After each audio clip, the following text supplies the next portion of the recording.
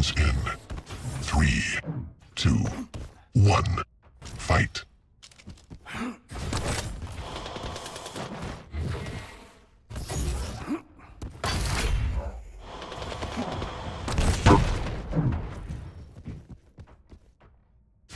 Alright guys, sorry about that. I was having a little trouble setting up stream. So we are now watching Game 1 and Match 1. Karwick versus Estoty Klyb.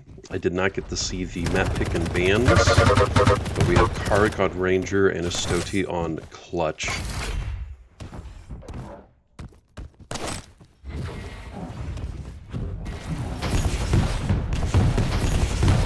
Both players trying to fight for this mega. Both players trying to fight for this mega. Sorry, I was trying to make sure my audio was working. It is.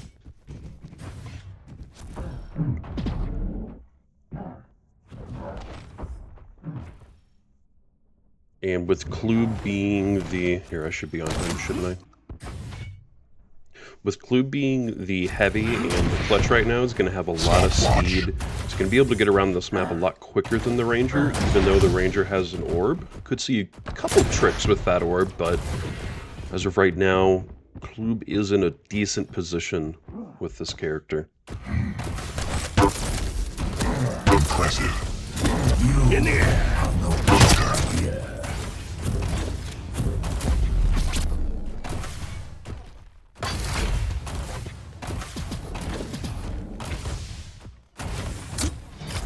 Already a 2-kill advantage here for the Klyb. For the clutch, the Klyb. Taking a lot of damage now, though. It's got to be careful. Karwick has a really great stack.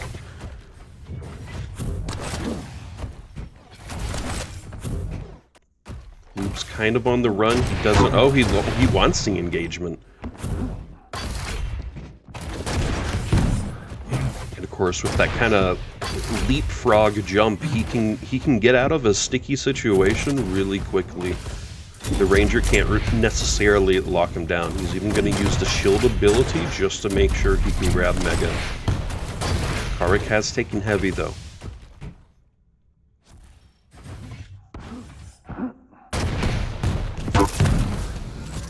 Impressive. Now the Ranger, he's too low. Klyb can just take advantage of this. We're starting to see a bit of a lead here. Taking this away. The clutch.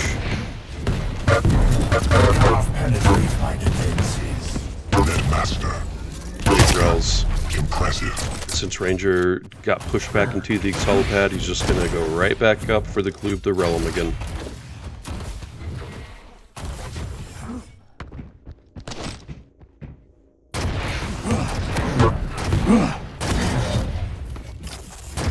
Again, I did not, unfortunately didn't get to see the picks and bans. I'll still try to set up stream. Now we have 1v4. Karwick has a single kill on the board 3 minutes in. It's still enough time to turn all of this around. Just Klyb had an early lead.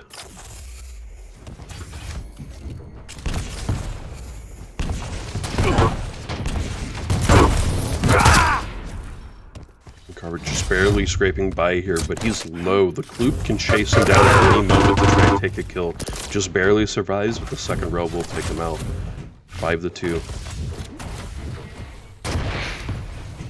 And Ranger really needs to be working himself into a position where he's controlling the objectives more.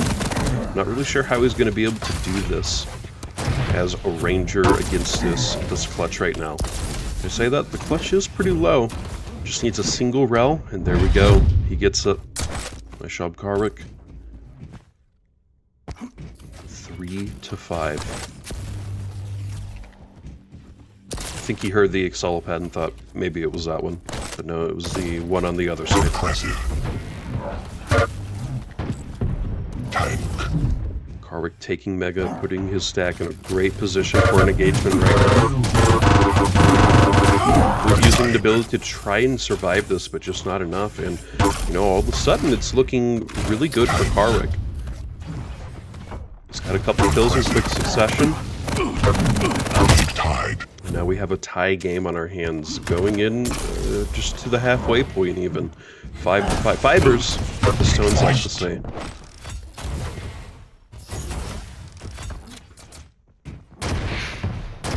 Infinite warning.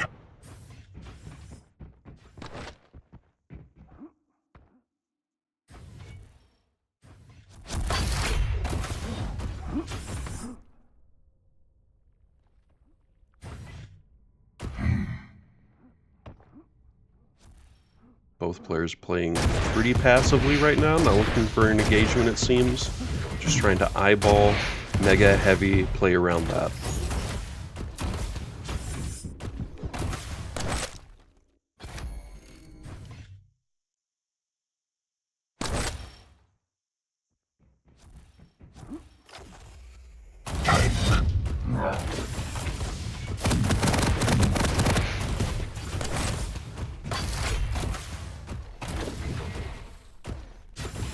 Klyb knowing he kind of had the low ground there, wasn't much he can do. He has to try to find a way to sneak up on the Ranger. Not really sure that's the right word.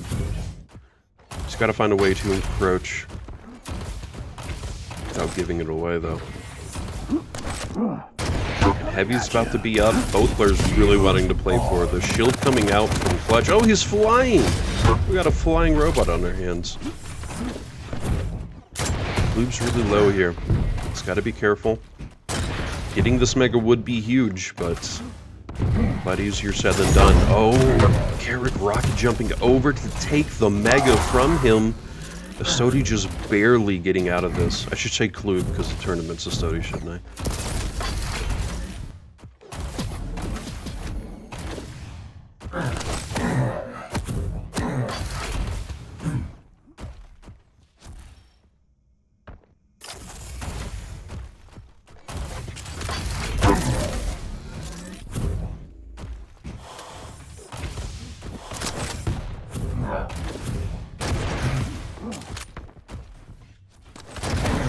This is a best of 3, so even if one round is lost here, they'll definitely be moving on to at least one more. Klyb here with a single kill advantage here, 7 minutes in. Engagement happening here over by Rel. Klyb going up, definitely wants to start playing for Mega, gets Rel. This is great news for Karwick. Impressive. He just needs to get, if he can get Heavy and make his way over to Mega, the robot's going to snag Mega. Perfectly even game now. Master. Oh, nice falling Rel. Taken.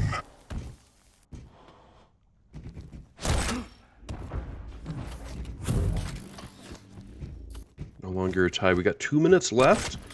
Yeah, you know, it really looked like the robot, it really looked like Clutch was going to be able to take this away early on, but... Lead tied. And maybe he will, tying it up again. It's not a standout. This is a very even matchup now that we're through the game. Both of these players have really found their stride. Estoty pulling away with 1 kill here. Still a little less than 2 minutes left. More than enough time for Karwick to do something with this.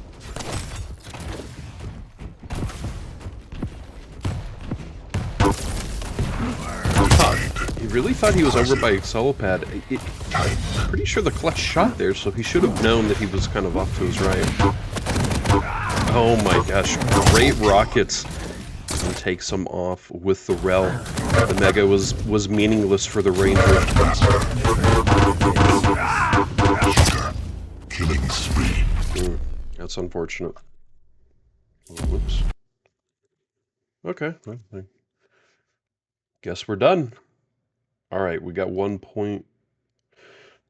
And you know what, guys? I'll just remove the Estoty part of Klyb. I know that that could be a bit confusing, since the tournament's also Estoty.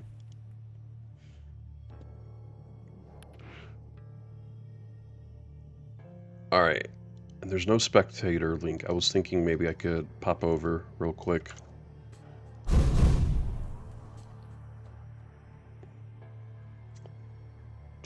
I'm hoping... You know what? We should make... Well, I don't know. I'm trying to think about what we would do next after this game. Because going off to round 2, we have Base, PASITA, and PepCo that haven't even played yet, and I definitely want to catch one of those games.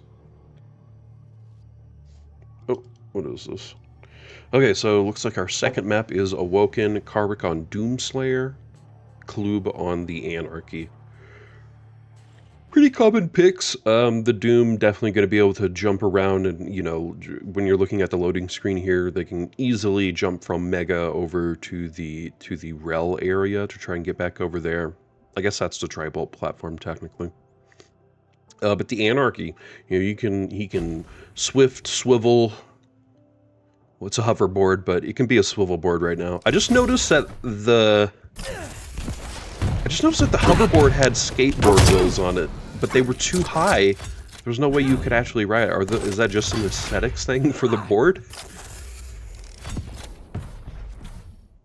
But yeah, the Anarki, even though some people say this is a slightly smaller map and Anarki can sometimes struggle with speed, it's still a great pick and you can still go fairly quickly. I think an experienced player is going to be able to kind of weave in and around a little bit more easily, but we'll just have to see.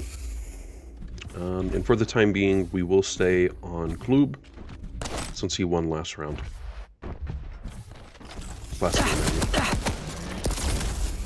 Estoty taking little machine gun damage. Even though he has the rel, he's got to be careful. That machine gun, it can take you down in a heartbeat still. Nice rocket. And trying, going off to the right. Quick snap rel to finish him off. Nice job. Impressive. Klyb just not letting this Doom bully him, take any advantage at all. I see.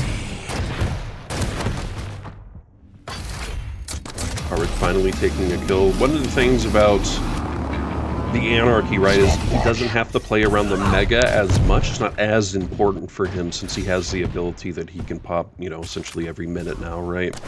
So he's got to always play for this heavy. He's always got to have a major presence. And it doesn't mean that he's not going to be at the Mega. It just means that he'll be maybe dealing a lot more damage around Mega instead of actually trying to take an engagement on it and die. We'll just have to see how it plays out. You know, just kind of a little observation sometimes from the Anarkies.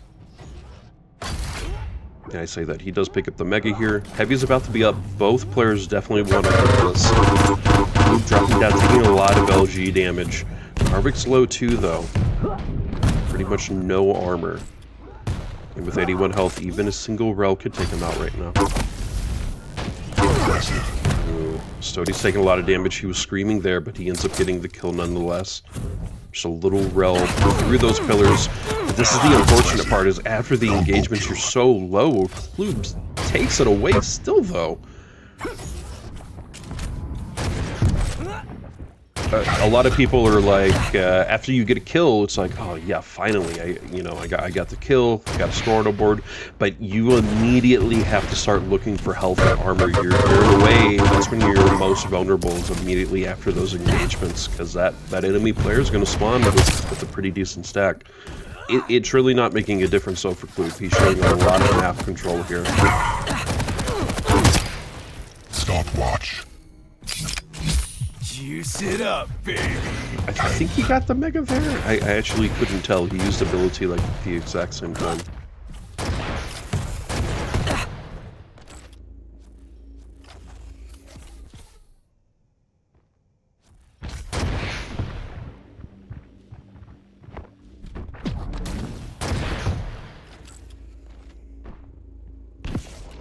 Netmaster. Yes, I got the brackets and commands working. If anything's off at all, guys, just please let me know.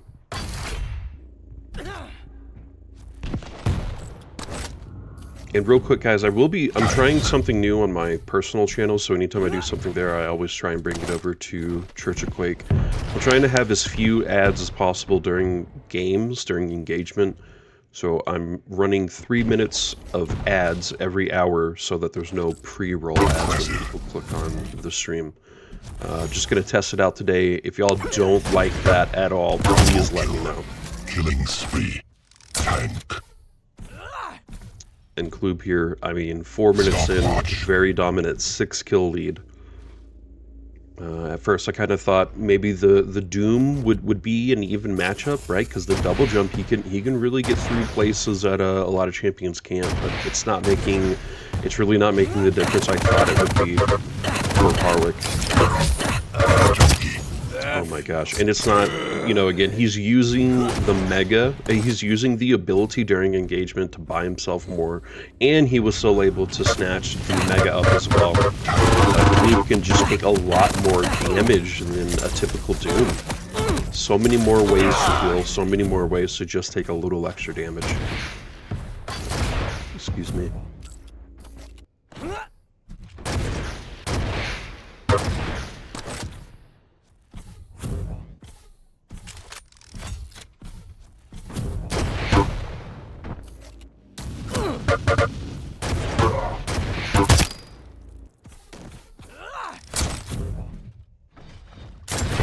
Warning.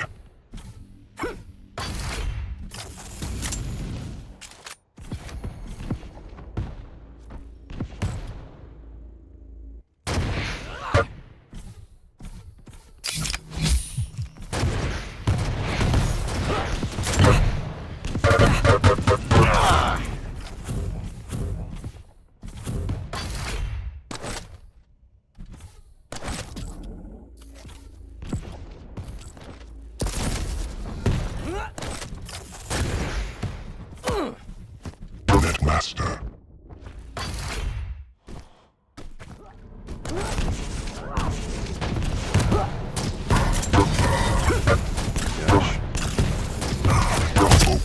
Great rel from Karwick there at the end. I thought he was going to struggle, but he just switches to the rel, make sure he gets it.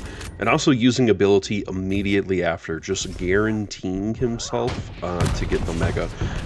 You'll notice a lot of Doom Slayers don't necessarily use the ability aggressively, I guess would be the best way. They're not using it to take an engagement. They probably feel way more confident with a gun, with some sort of weapon to use.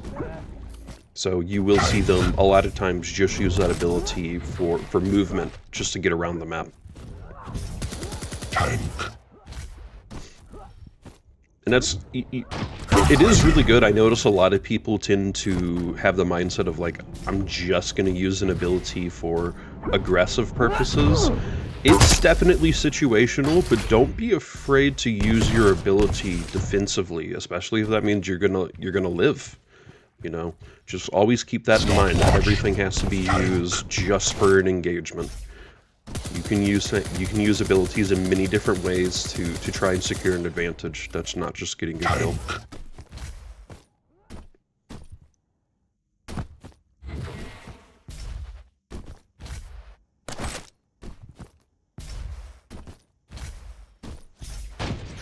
Impressive. Net Master. Player's getting some rels. Estoty's a bit lower. He is not one-shot anymore, but 2 rels would really put him in a bad position. And I say that Karwick takes a rel, and now he's in a bad position. I think it's about to be out of getting it. He does not have ability, so he's kind of got to work with what he has. He's definitely 1 rel. Ooh, that little hole in the wall, it causes a lot of problems for people. And this portal too, right? Because you can shoot through the portal and above it. You can't obviously shoot through like the walls of the portal, but you can shoot through it and above it.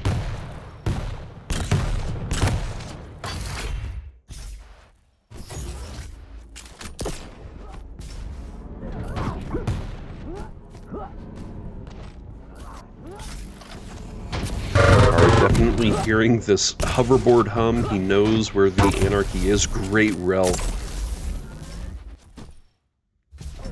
These people are really, they're playing with the openings, the map layout and design. It's great to see people kind of abuse those angles. And Karwick, he's down by 4. I know people say typically it's pretty doable to get 4 kills in a minute. We have just less than a minute here. I don't want to knock Karwick out just yet, but he's definitely got to be very aggressive. He's got to really try and take an engagement.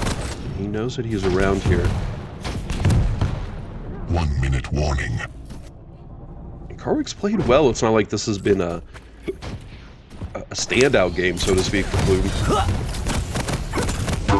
Ooh! Oh, man. I really thought he had it with the Doom. Yeah, he's probably a little upset about that. He slipped off. Okay, and that's going to do it for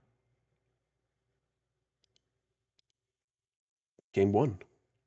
Winner's bracket 1.5 is what that was.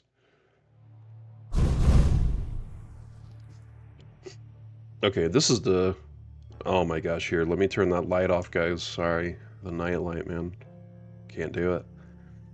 Doesn't look like anything else has happened. So... We just did... Oh, no, we did Winner's bracket 1.4. Again, I really want to try and see base, PASITA, or PepCo. We may go with this one. I'm thinking we probably stick with Klyb and go with PASITA just to kind of keep the games going. Okay. So, I'm gonna message PASITA.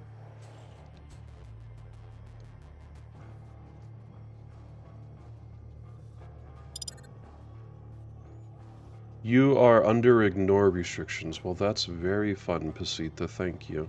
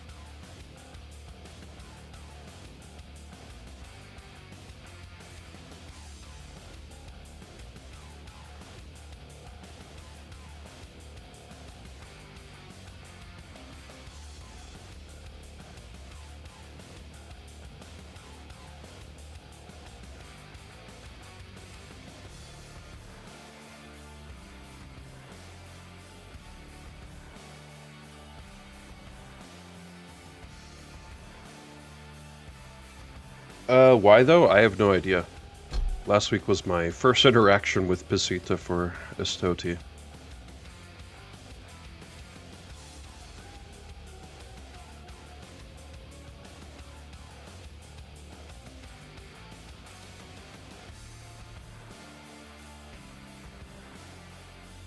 If this doesn't work out, we'll just go to PepCo or base.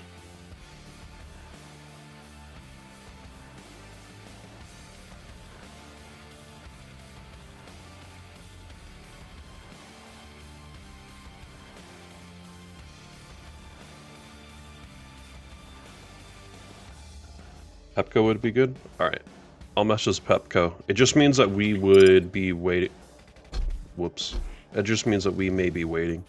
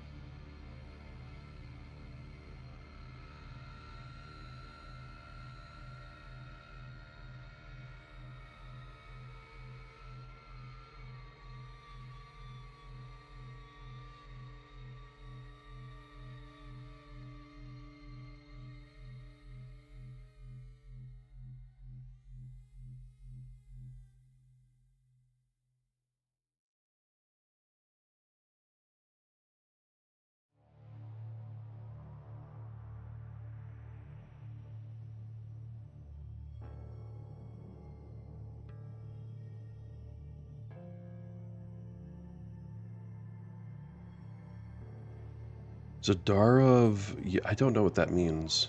Zadarova, yes.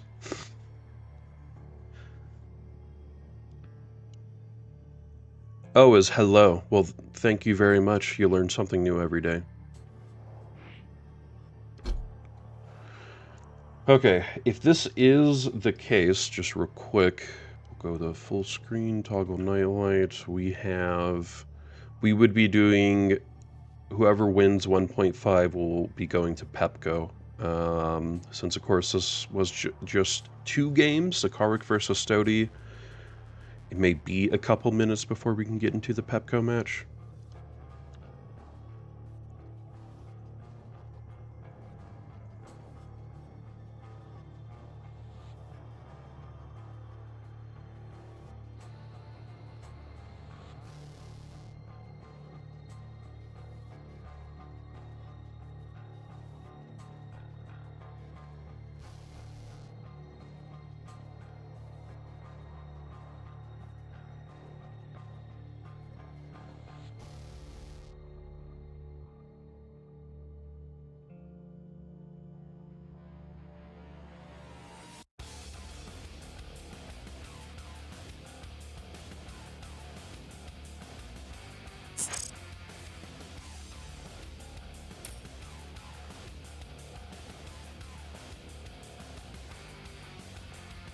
Okay. I guess I'm gonna go with this since they've invited me and they're ready, guys. So, real quick, this is... Why can't I see their names? Klyb, PASITA.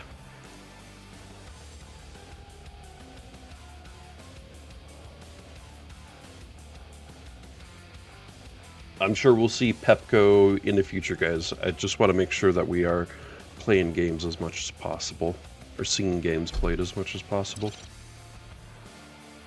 So PASITA in Klyb. PASITA, and that's all capital.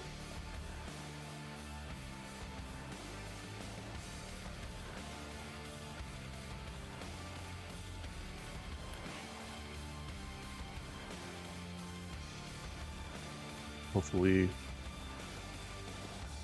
this is the spec link. That would be super cool. Yep.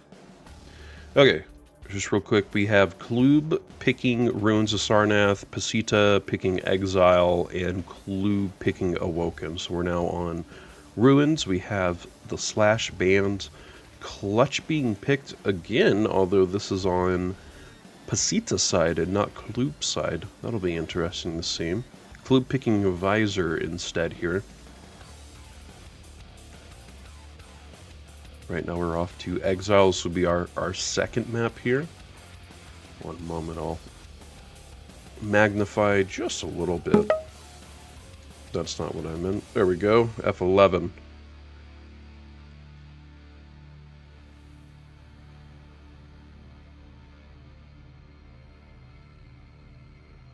Hey Wheeler, thank you so much for tuning in, watching the cast today. And this will be a double cast for us today, so to speak. We will be doing Estoty first here, and then later this evening, 7:30 p.m. East, we have Moonbeam Cup 4. So it's going to be a bit of a busy day here for us. I will definitely be taking a break, of course, after Estoty, getting something to eat, resting a little bit, popping back in for Moonbeam. But yeah, it won't be one stream, but there will be a double cast today.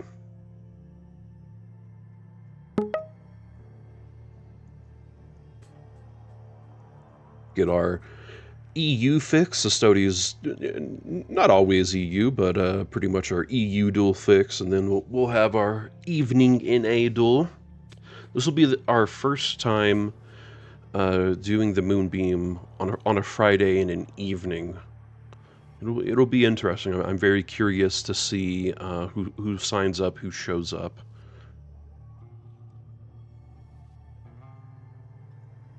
Real quick, back to the game we have. Anarki being banned by PASITA. We have Klyb picking the Ranger here for Exile. Love Exile. You know, you really got to respect the pits of death. Can't just be jumping and flailing around. Flailing around, that's probably a better way to say that. And PASITA picking the Eisen. Right now, if we go to a best of 3, we're going to end at Awoken.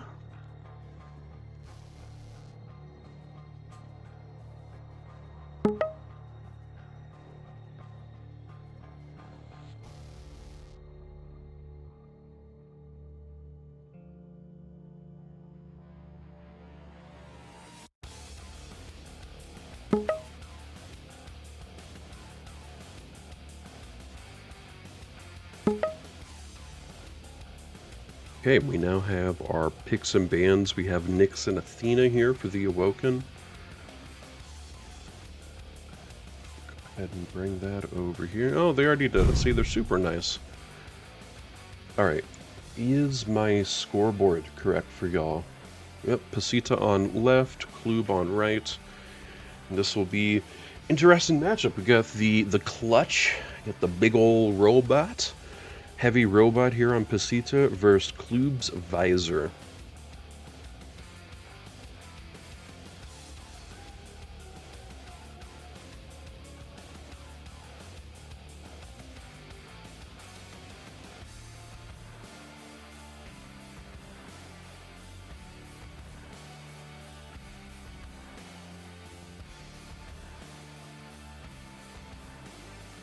He's not chubby, he's stout.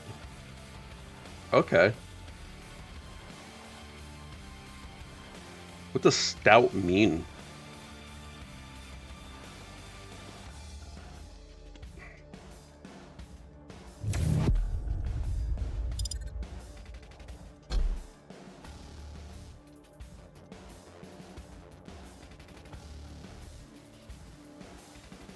It's bad.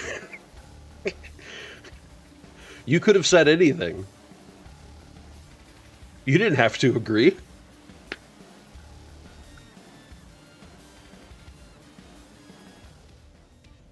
Thick, yeah. Thanks, Sinclair. He is thick with 2 C's.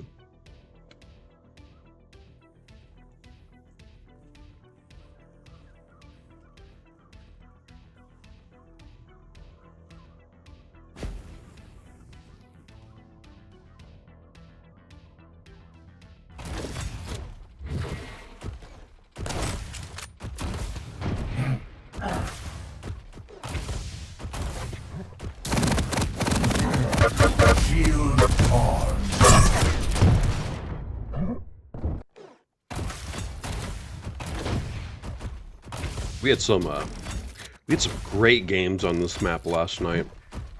We do our nightly sacrifice pickups. I think we ended up playing this map 2 times, and both times it was pretty intense. Fight. Round begins in 3, 2, 1. Fight. I'm gonna stick with PASITA since he is the top seed. We haven't seen him play, we just watched Klyb, so let's see what PASITA's got up his sleeves. First, heavy mega being traded for both players. Ooh, nice rel there. Yeah, when people go up that LG Excelipad or are jumping, you know, through the T area, you can really get some nice cheeky rels on them. Back up, an engagement already happening though. Estoty 6 health. Not much he can do when PASITA's just mowing him down, leapfrogging in front of him with a nail gun.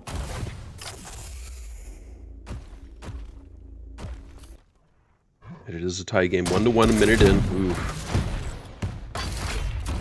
Klyb getting a little rocket surprise on him.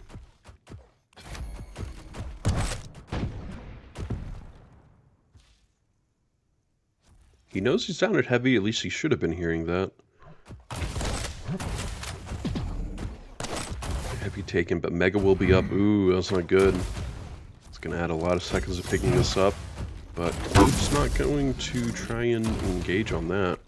Impressive. Oh, nice Rels.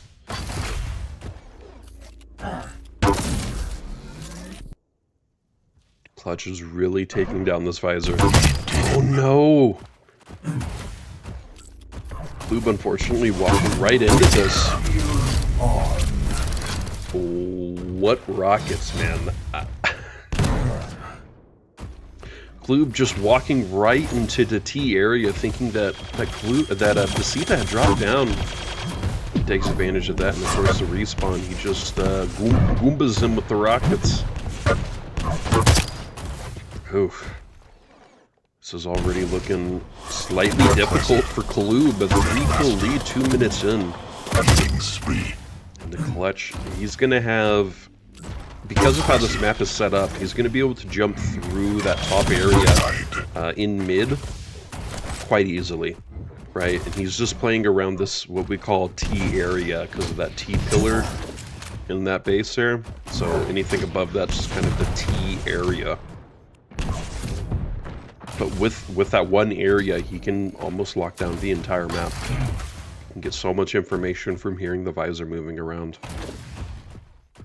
Looks like he probably knows that he's in the heavy. Okay, you heard the LG, so he knows that he just picked up the heavy. Mega's gonna be up soon though.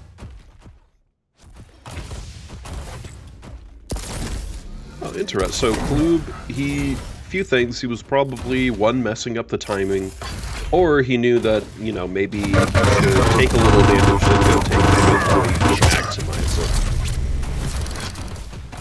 Are always things that these higher tier players are thinking of. It's not just about, oh, Mega's up, I'm gonna go grab that immediately. You can give it a few seconds. Make sure if that other guy is timing it. Nice response. He knew that he was coming through portal, pulls out the gauntlet. He lets Klyb do the rest.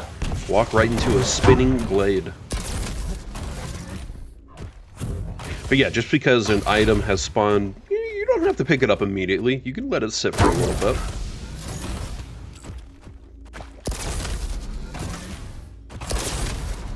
It's all about causing confusion in your opponent, right?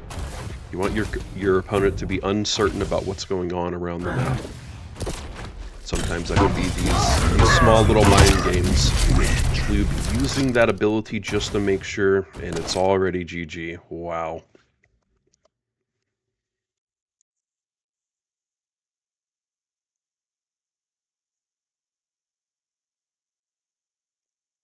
In the 3D modeling word, we call them hard surface. Yeah, that was a little rough there for Klyb.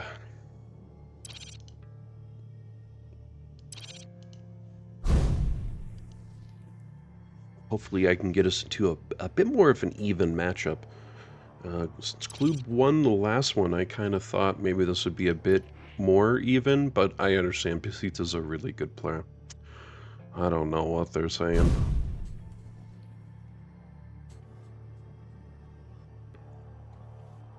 What is that? Is that a double O? Or two P's?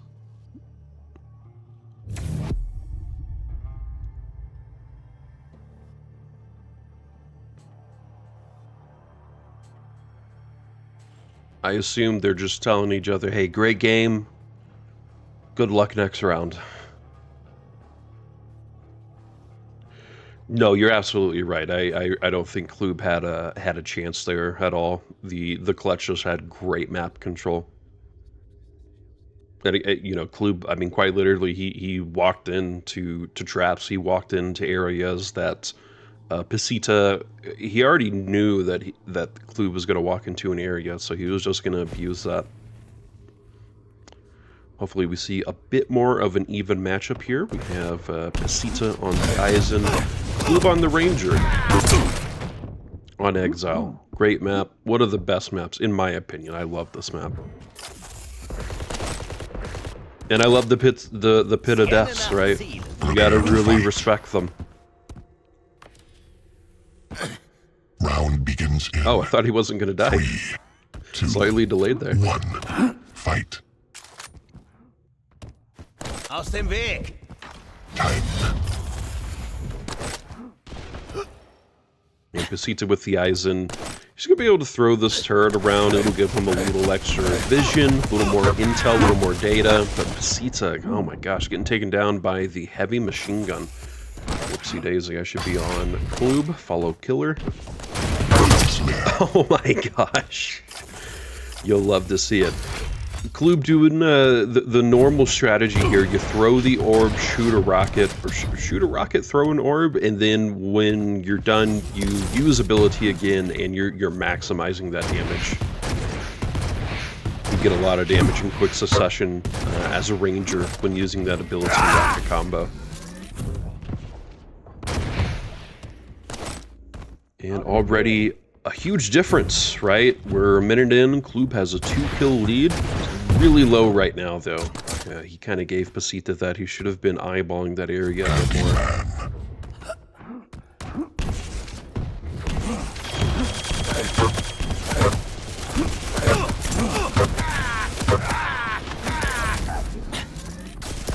No, I think you're right, Chukus. Thanks for the insights.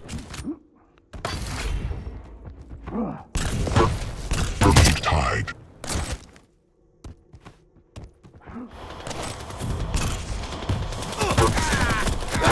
Lost. Klyb, he tries to jump into that cavern area, sees the turret, has to get away. Turns right around into PASITA, got the kill on him, but PASITA with the return kill. Still tied game, 2 minutes in. Lots of kills.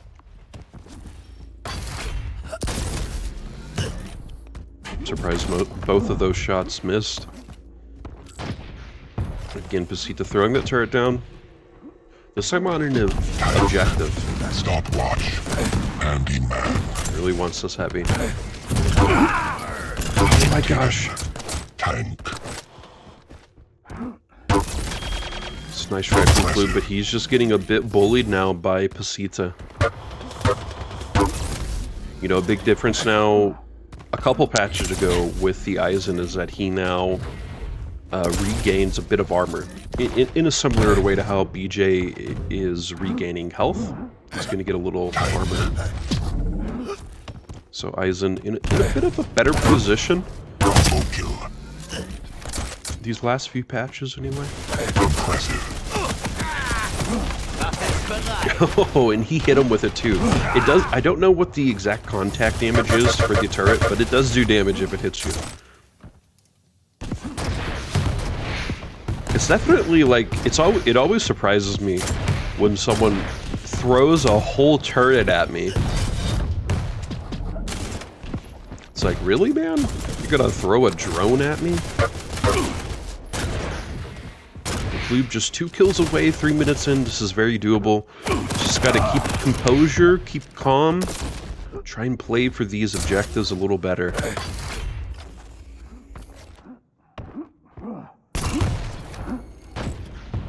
Oh my gosh, yes he did. Sorry guys. Impressive. Whoopsie daisy. I'm still kind of new to this scoring system. I should have looked at that a little better. Handyman. PASITA 4-kill lead going in, 4 minutes in. Impressive. Ooh. So you can shoot through those grates. Did not know that. I guess I haven't tried. Kill. Impressive. Great read from PASITA. He even has some of these spawns. He's aware of some of the spawns. So as soon as Klyb is spawning on this other side, he just turned around and took a rail shot. Master. Yeah, whenever you spawn in, you really gotta move and get away from that area as quickly as possible, because it's possible your opponent, your enemy, already has a read on where you are on the map. He's gonna go through portal. He knows where he is. Back behind him.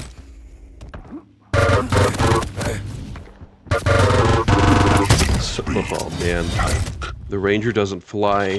He's wearing a cape, but he's no Superman. Finally. Pit of Death Kill, and that will be... That'll be the rage quit. Or I shouldn't say that. That'll be the end of it. Well, I didn't mean to get us into two games like this. Here, give me one moment.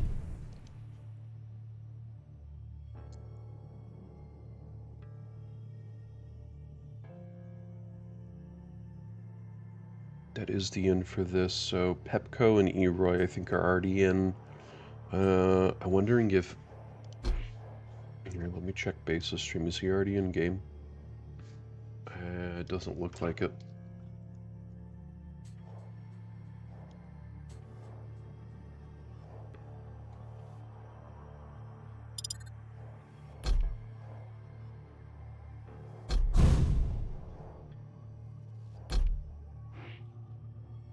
Who's he playing? One moment, guys. I'm trying to get us in. Oh my gosh. How do you spell that? M-I-J-K-E-E-E-E. E.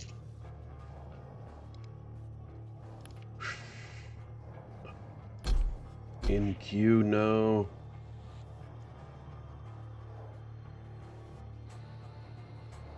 They just went in the queue.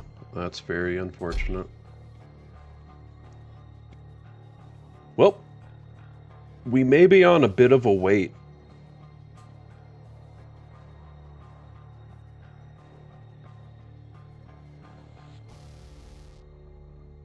Here, just real quick. Full screen nightlight, I know.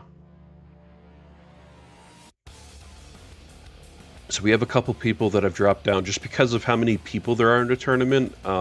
It's going to be a little weird going into this lower bracket because almost all of them are going to be starting in round 2. So we actually need all of these games to be played. Guess what I'm getting at is we may be in a slight lull here for a little bit. If anyone has a preference on what y'all would like to see next, please do say so now so I can try and DM and get these guys. I kind of want to stick with the winners bracket, you know, kind of going through. We've already seen PASITA and Klyb play, so I definitely want to stick with either the winners bracket 2.1, 2.2 guys, or yeah, we should probably stick with those upper guys so we can see some new people. But that is just me.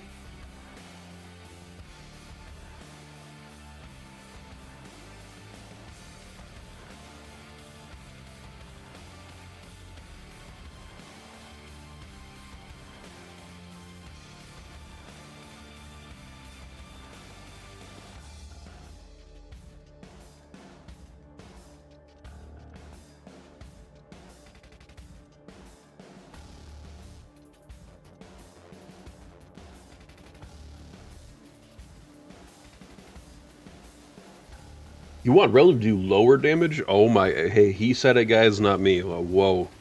You guys trying to start some crazy debates right now. What about pushing it back up to 100 like in Quake 3? Shouldn't it be more? I'm kidding. Please don't persecute me.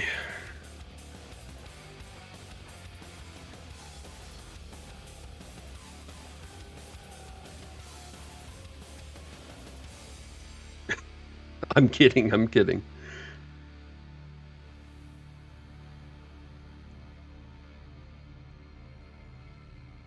Oh, you know what? I think what I'll do...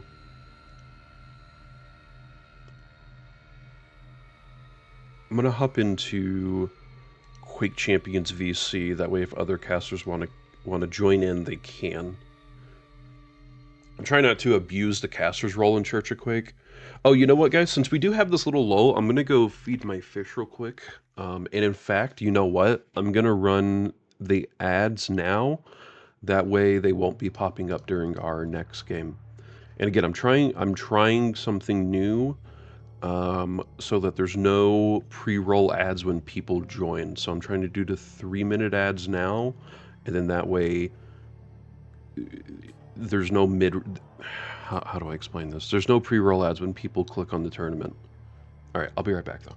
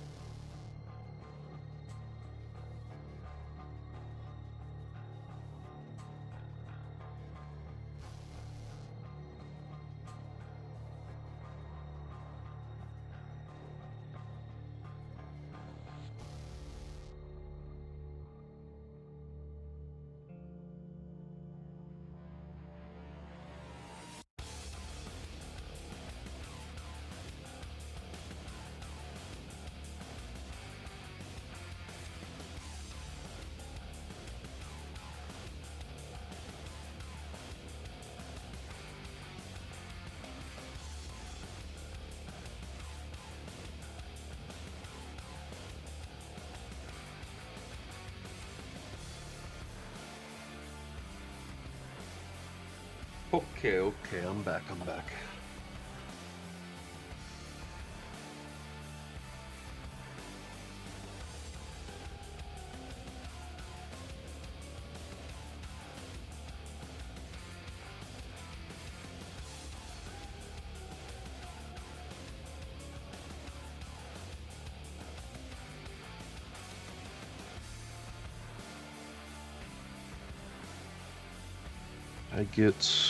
No.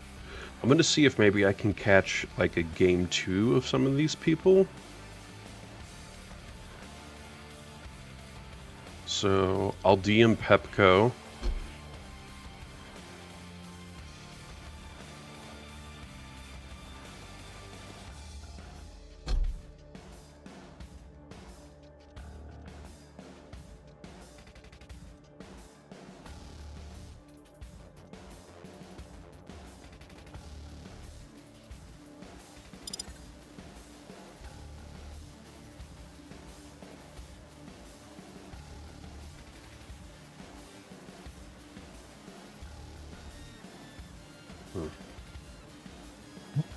Kind of want to go down through this lower bracket game, but it has Klyb in it. We already saw him. Seen him twice. I really want to go with someone else.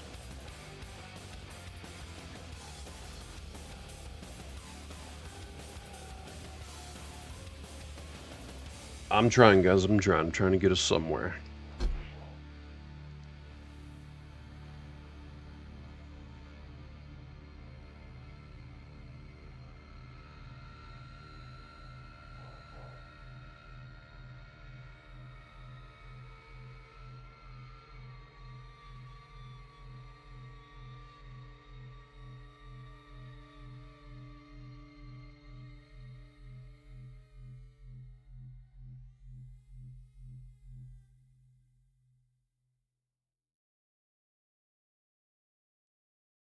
Oh wait, the Quake the Blood Run mod has 80 damage rel?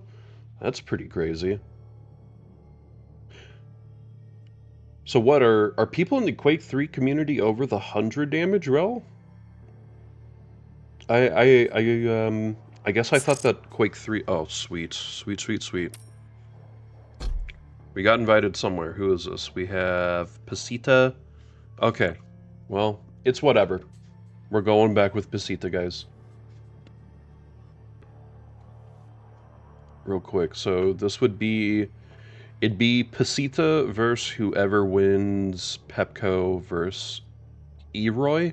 I'm guessing that's Eroy. 1 E-R-O-Y. I assume that's Eroy. The one is silence.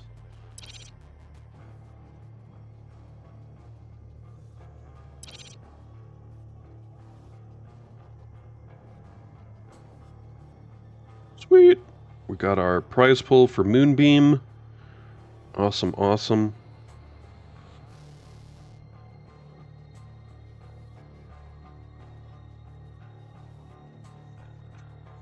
That's crazy. When I talk to some of these Quake 3 purist people, they're like, "Oh yeah, the 100 rel, that was the best. That should have kept it all the time." And I just, I'd be dead. I'd be dead so quickly if that was the case. We should get Mars needs to go play Quake 3. He would love that game.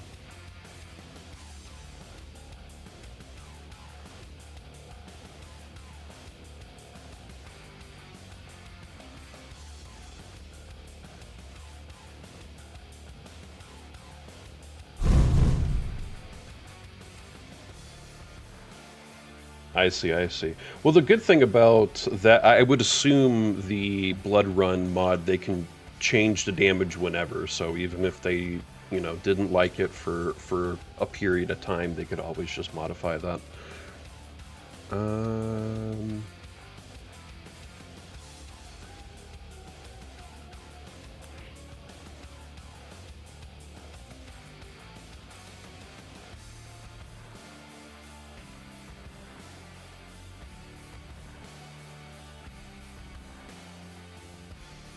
My name is Michael as well. I'm not sure if that's referring to me or not.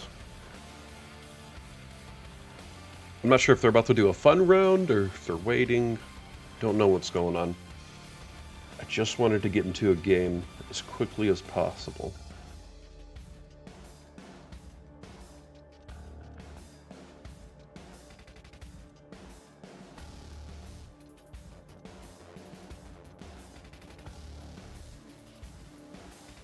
Okay, I'm gonna go to this game, guys.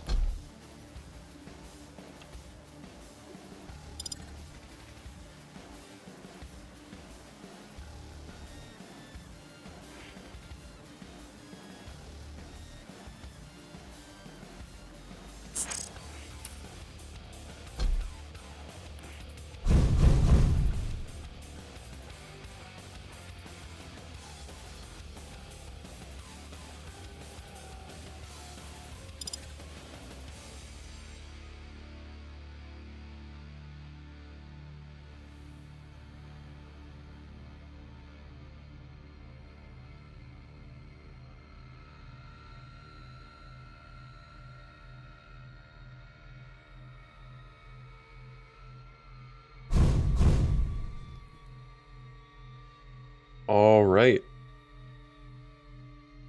Threed map now. Well, if they're on 3, then that means they both have to have 1-to-1, right? Okay. So we're gonna go to map 3, it seems, of Eroy versus PepCo. So it'll be Strogg versus Galena, looking like on the Molten Falls.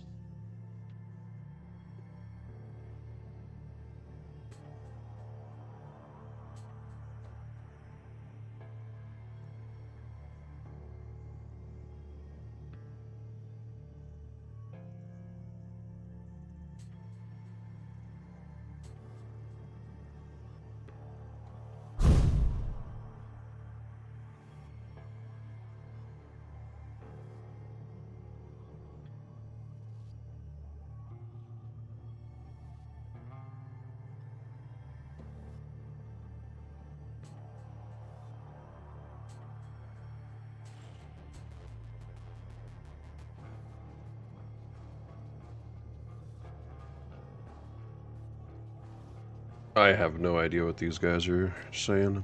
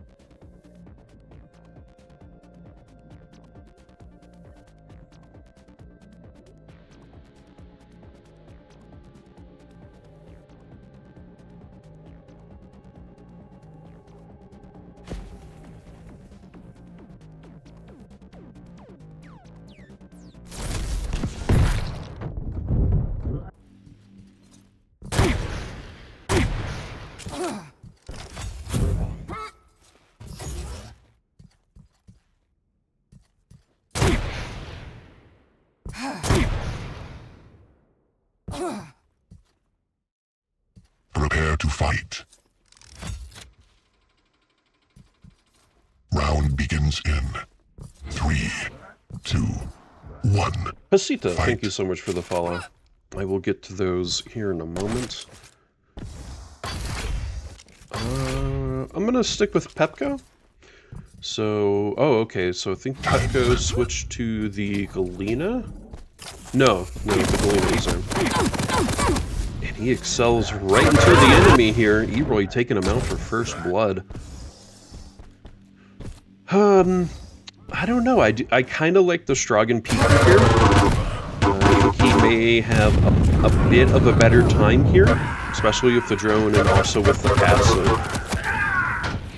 Galena, of course, does have the totems, but it requires some specific placement. I don't know exactly where she's going to want to put them. I know they like to put them like on the outside of those pillars, especially over here by Mega.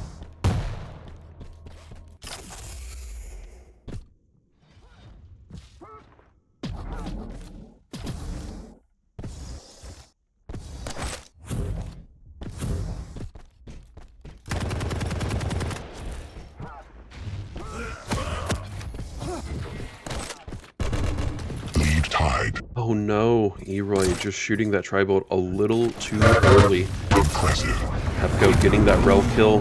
Drone's doing a fair bit of damage, but Eroy's actually really low. He's got to be careful. PepCo even rocket jumping. He wants to close this gap as quickly as possible, try and get the kill. Oh, the totem! He knows exactly where he is. Even though he's got heavy, he's really low on the health. One more rel would do this. PepCo's low too. Okay, at least PepCo has one rel. He can take one rel. Taken. Oh my gosh, the tri-bolt. I love it. Tri-bolt's MVP, guys.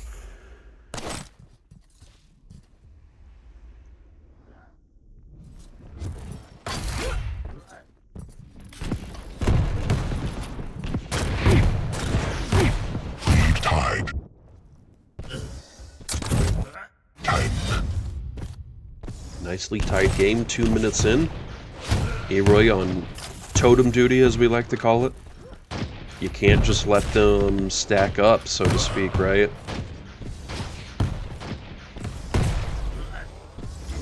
Eroy having to give up Mega. Hopefully he doesn't have to give up Heavy as well here. Really needs to be playing for it, have some sort of high ground advantage. They're both up here by Nell. Ooh. Trying to get a little blast damage off that pillar, but gets killed by PepCo on his way down.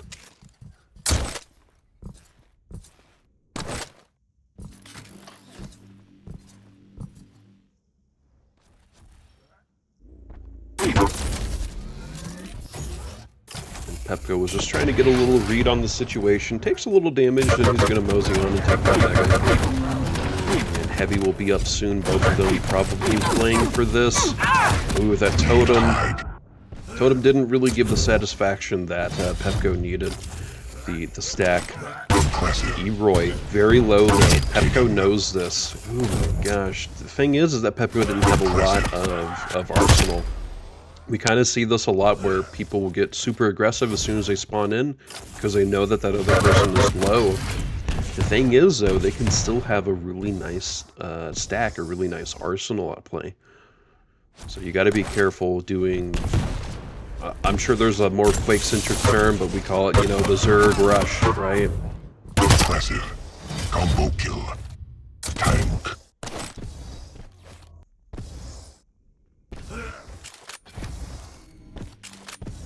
And a 3-kill advantage here from Eroy.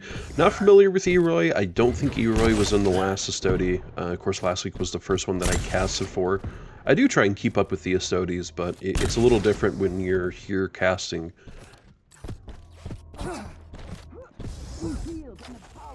Now I kind of need to be aware of all these guys. Uh-oh. Okay, I think he used the Exile pad to cause a little bit of confusion. Now using that drone willy-nilly, just kind of, I don't know what you'd call that, flailing it everywhere just to make sure that PepCo couldn't get a hit, but PepCo does get a hit. Here we are, almost 5 minutes in. Still a 3-kill lead here from Eroy. Anything could happen here. PepCo can easily turn this around, get a tie, or an advantage.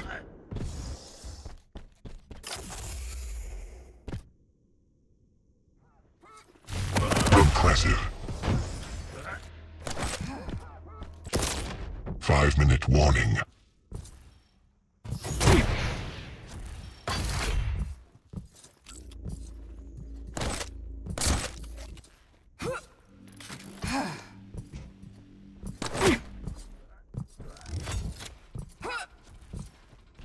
Time.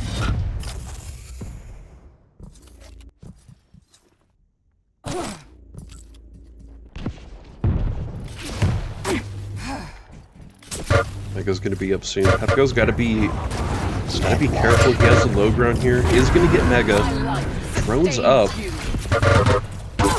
I'm not sure if that was an aggressive totem to try and do damage or just trying to secure health for him as he's moving forward. I can never tell. PepCo's low. He's got to be careful. I'm surprised that Rocket did no damage.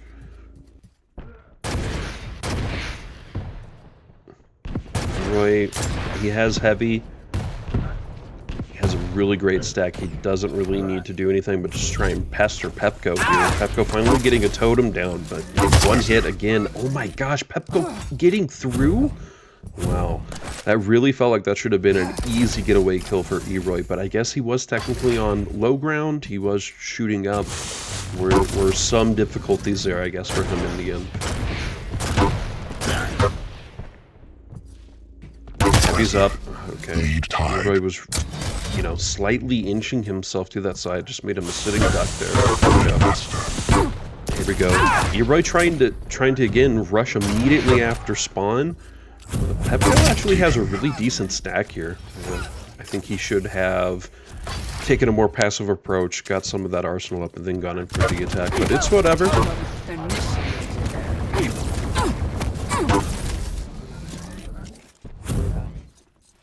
That drone coming out just to dish out a little more damage. PepCo is in a low stack position. We've seen it before. Even though Eroy has a stack advantage, doesn't necessarily mean he's going to pull through on these fights. Oh, great rel from PepCo as he drops down.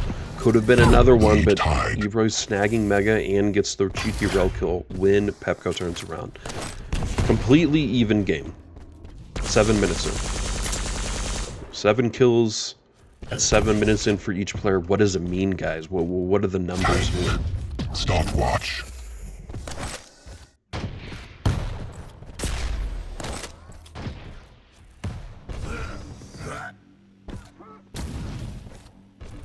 Tank.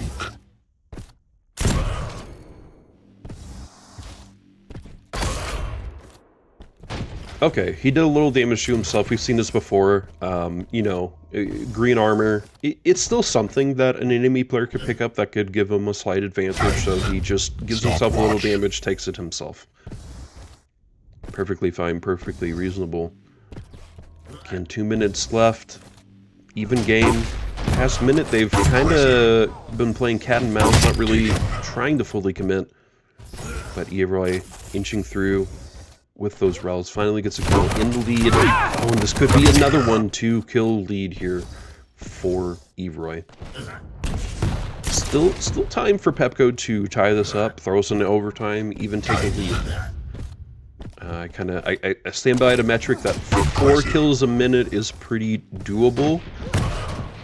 It just depends, not, of course, every game is going to be like that.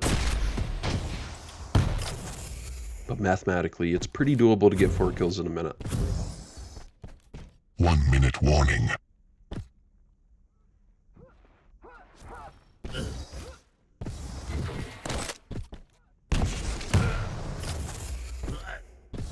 Oh, I see. Brian, there's a ban on the word get. Is that what I'm seeing here?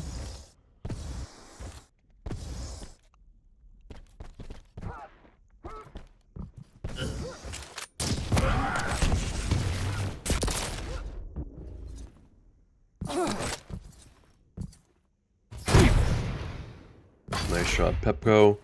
He has Mega. He's going to dash on through here by rel side, trying to find Eroy.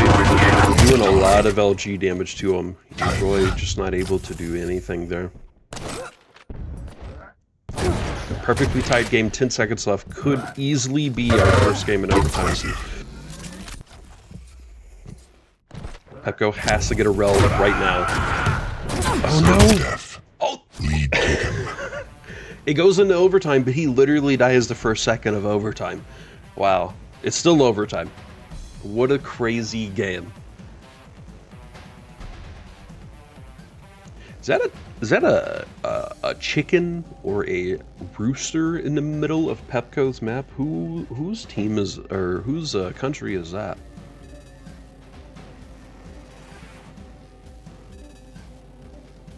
Get up and stand. All right. I'm stretching, guys.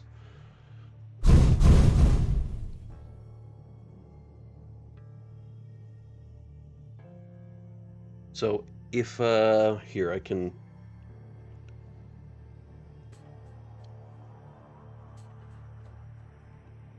Okay, I'm standing now. So that is going to be a win for Mr.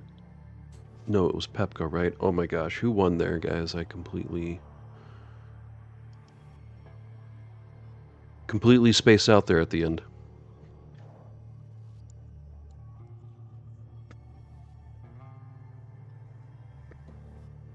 PepCo won. Thank you.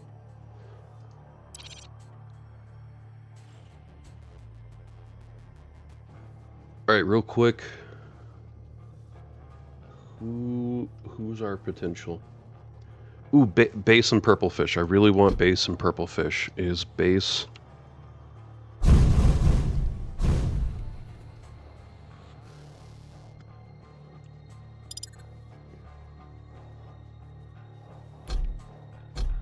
Real quick.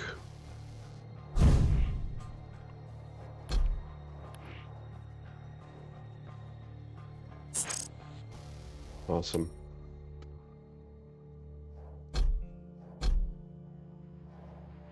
Should be base purple fish.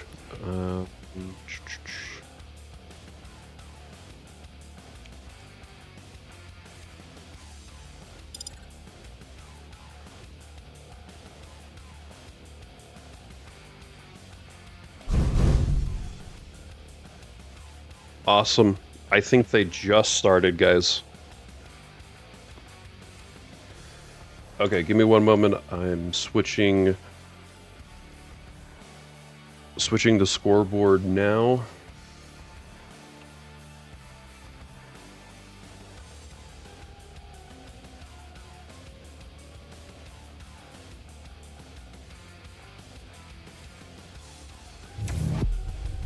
Hey, you know what I forgot to do for y'all?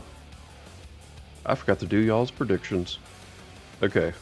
So we will have base versus purple fish. Base purple fish. This is map 1. All right, 5 minutes now. If there's like a minute or two of warm-ups, that should be good.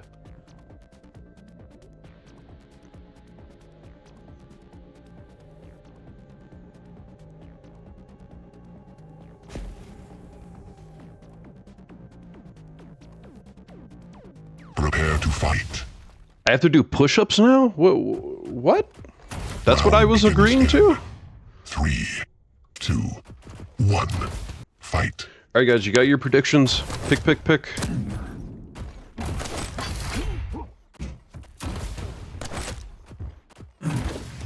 come bearing gifts. Real quick, we have base on the clutch and purple fish on kill. I think I've seen kill. I've casted with kill on this map. I'm not sure I've casted with clutch on this map, so it's a slightly new matchup for me anyway. Perfectly even 1-1 already, 30 seconds in. This may be a very high kill game if it keeps going like this. Lost. And with both of these guys being heavy, they're probably sometimes going to be a little overconfident, thinking they can take a fight. Here come the fight. Prepare. Lead tide. Time.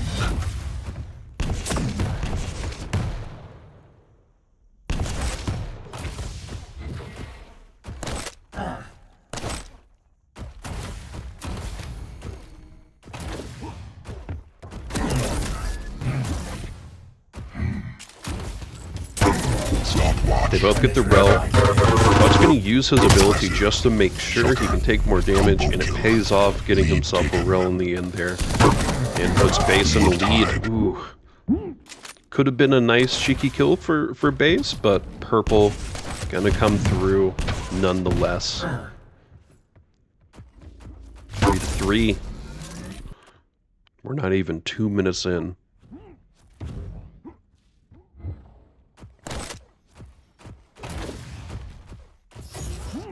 Impressive.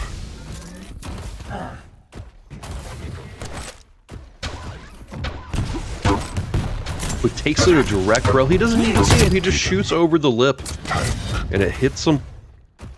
Great rockets from base. He knew that heavy was going to be up. He was just going to dance around it, lob some rockets, gets the kill.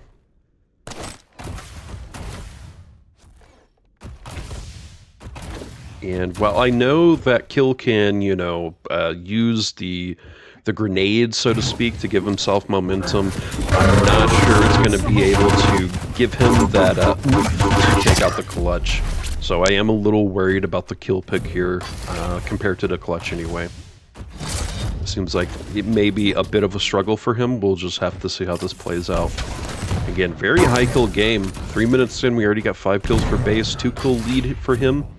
And again, just going to take him a little damage there, that way he can pick up that item and deny it from purple.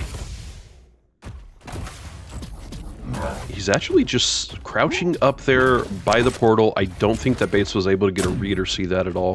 Of course, now he knows he's here by shotgun. And again, with the shield, every time I think like, I don't know, maybe Clutch should take a step back, he pops that shield, and it's like, well, yeah, I guess he can't do this.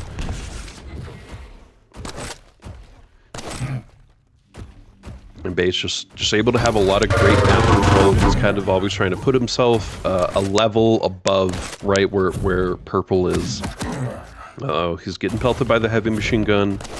It's very scary. You got to be careful when someone has a heavy machine gun. I think purple was jumping on purpose, caused a little confusion there for base. I don't think it worked though.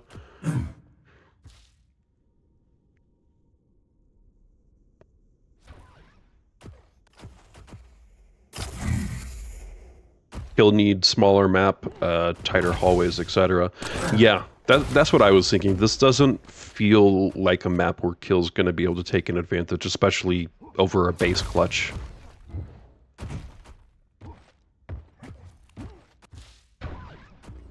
Master.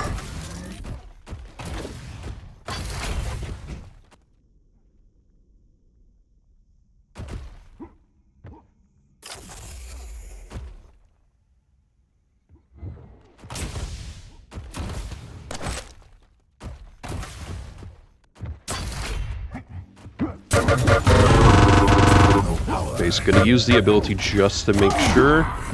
He has 2 health though. He's actually got to be extraordinarily careful here. And purple was up by shotgun. He could have dropped down. Oh, he's dropping down now. Nice play from base. And good read on purple to not go back through the portal. That would have put him in a very precarious position. Precarious. Precarious? What is that? It's precarious. Oh,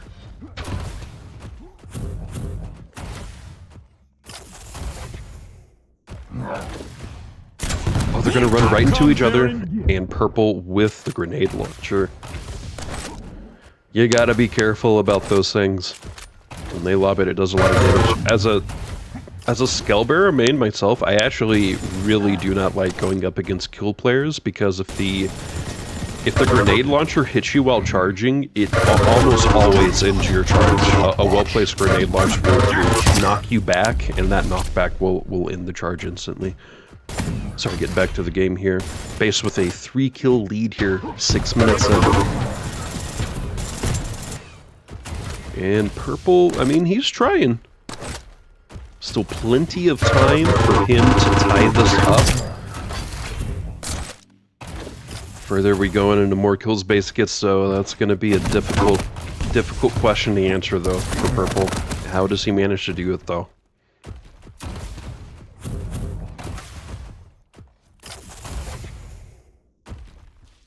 I think he just got heavy, so if he could maybe be here for this Mega, fight for it, he does technically have a nice stack advantage here. And it looks like base will give up Mega completely. Mega, I mean, base knowing he's a little low right now. He doesn't really have a lot of armor. He's got to be careful. He doesn't even have ability. Yeah, that was just going to be a difficult minute for base. He really needed ability, he really needed Mega, he really needed heavy, and he just wasn't able to get any of that the last minute. Well, 30 seconds, but you get what I mean.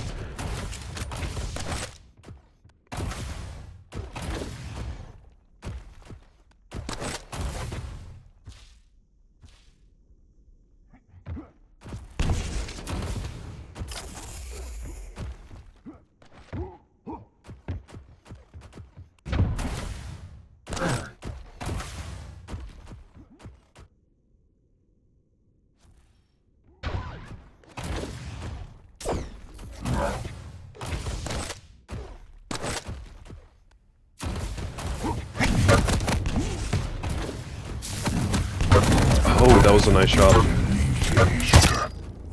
I thought Purple had the drop on him for sure. I thought Purple was going to go around to heavy and try and drop around there, but he drops right on that pillar. I thought he had him for sure, but he gets knocked off. That's got to be frustrating for Purple. Impressive.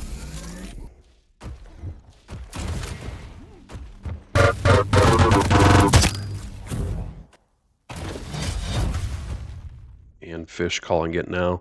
Probably not a bad idea. Just get into the next game and focus.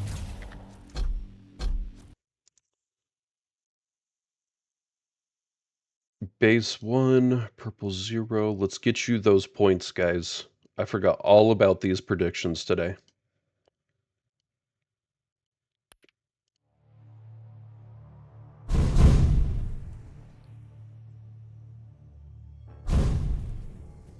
Okay, I imagine we're just gonna go right into game 2. Yes. Okay, I'm gonna go ahead and start the prediction. So this is gonna be base versus Purple Fish, map 2.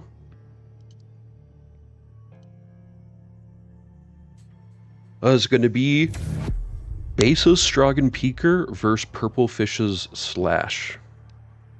So we've got both crouch sliding, or we got two crouch sliding champions here. I don't know. I don't want to come across as biased or anything, but I do kind of like the Strogg and Peaker pick a bit more. I think having the drone, and of course it's not just about the drone or the crouch sliding. If he gets a kill on the Slash, he's gonna have those bubbles as well. So, yeah, I'm slightly favoring base here with the Strogg and Peaker, but hey, I'd like to see anything happen, right? Round begins in 3, 2, 1. Fight. Time. Oh, hey, Tones. Hey, thanks so much for stopping by, my dude. Tones is a staff member with Church of Quake. Great guy. He does a lot for the community. Helps run the Rocket Arena 2 Discord for Quake 2. And they have Quake champions there as well.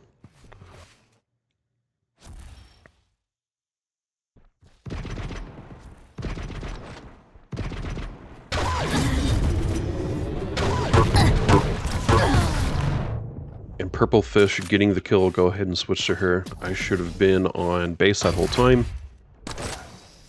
And I'm a little surprised. I mean, Purple, it really seemed like Purple got the drop on the Strogg, who was just hyper-focused on that shotgun area. Whew. Barely danced through that rocket. I thought for sure that was going to connect, be a direct, and take a kill.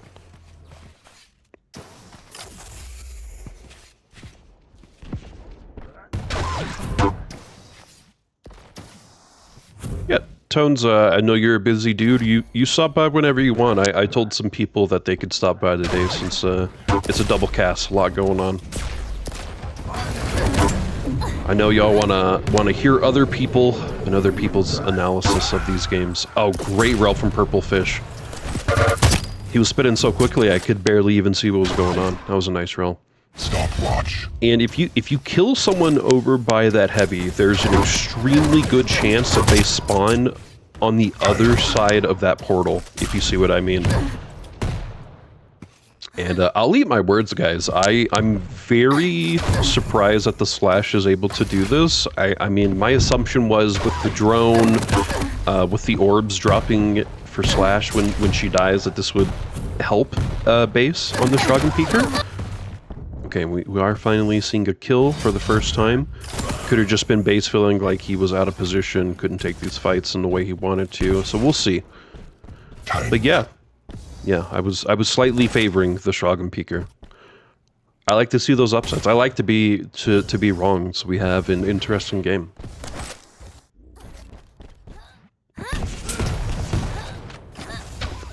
And I'm also new to this, so you shouldn't take everything I say seriously, I guess. Stopwatch. Oh, he drops down. That could have been a great rel from Purple. I don't think base was expecting that, but it does not connect in the end.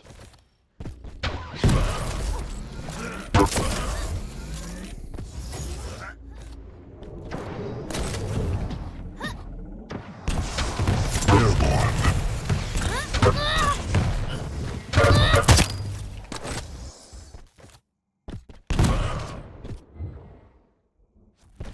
Stopwatch. Tied. Alright, perfectly even game, 3-3. Base starting to make a little bit of a comeback here. Playing these sides, playing this a little better. And Heavy's about to be up. He kind of wants to stick in this area. I think he's playing a bit forward, that way he can just get the intel. Slash was actually coming in through the other side by Rel, but Heavy's up. Next up is Mega.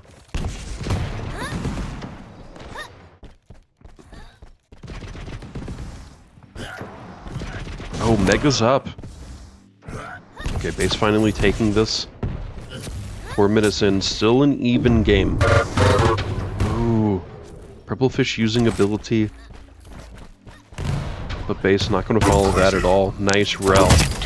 Great rels. Yeah, it's a really cheeky position. You can take shots through the portal, above the portal. Netmaster.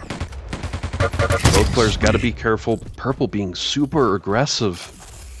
I understand that base is low here, but oof. Just like that, base has a 2-kill advantage here because he's able to play through that portal area. Yeah, you really gotta be careful. The rule of thumb I have, if you can see a player through something, you can pretty much always shoot through it. Not always, but yeah. You gotta be careful. Anything that someone can see through, that's a potential bad area, struggle area to play with. From the grave. 5-minute warning.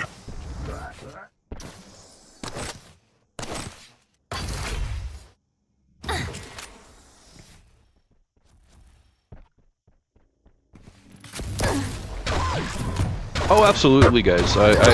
There's no doubt in my mind that Purple could win this. I wasn't trying to just solidly favor base.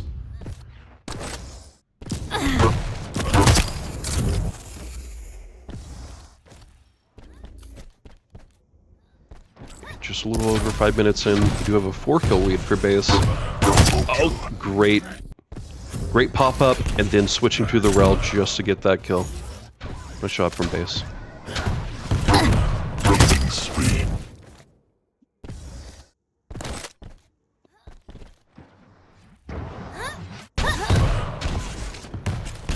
Base actually hid a bit behind that pillar wall so that when Purple came through, she actually wouldn't expect it.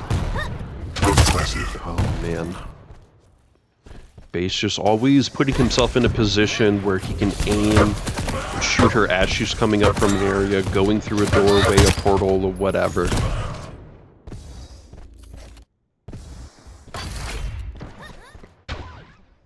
As we get further into this game, it's looking rather difficult for purple. This is an 8-kill advantage now for base.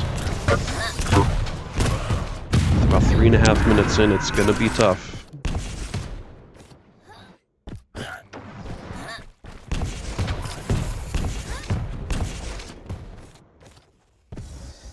Both players know that Mega's up. Using the Tri-Bolt, just wants to feel it out. Is something there? She was. Oh, Mega's still up. Man, I definitely thought Purple picked that up when he first went through. Okay, Purple now finally picking up Mega. It's actually good too. He probably threw off the timing at least a little bit for base, if base was timing that. He probably was, so.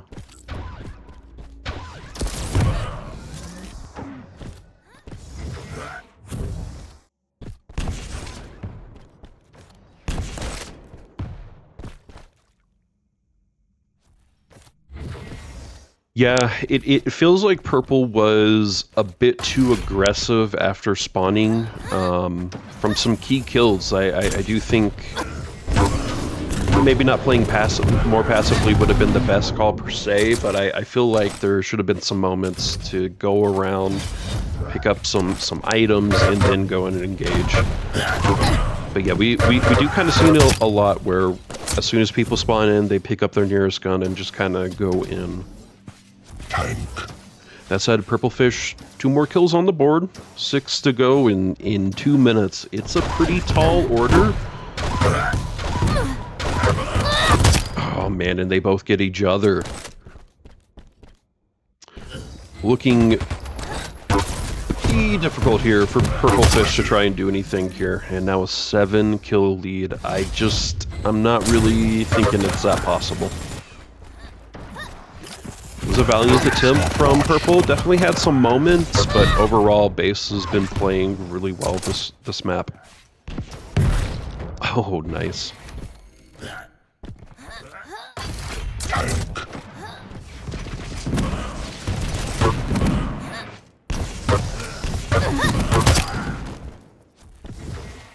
I didn't say no brains. Assault.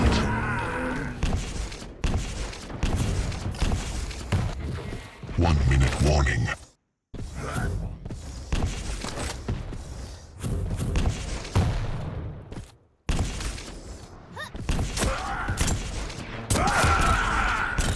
Oh man, Purple Fish getting all rels and base missing all rockets.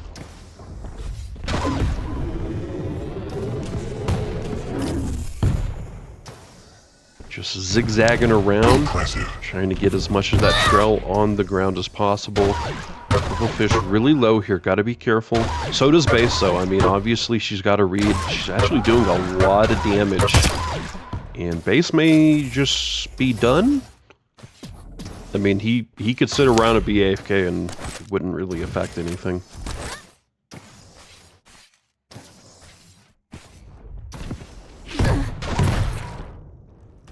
Ah, nice pop.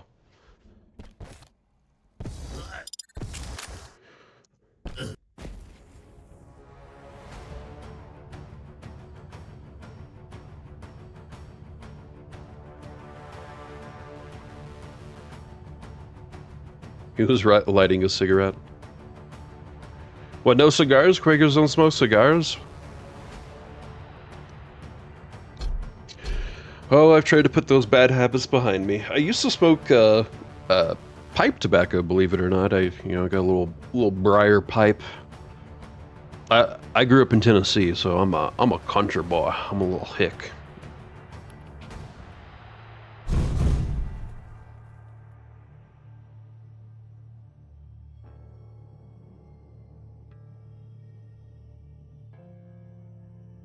Okay, points going to base, and let's real quick. Oh, has there been an update? Has there been an update?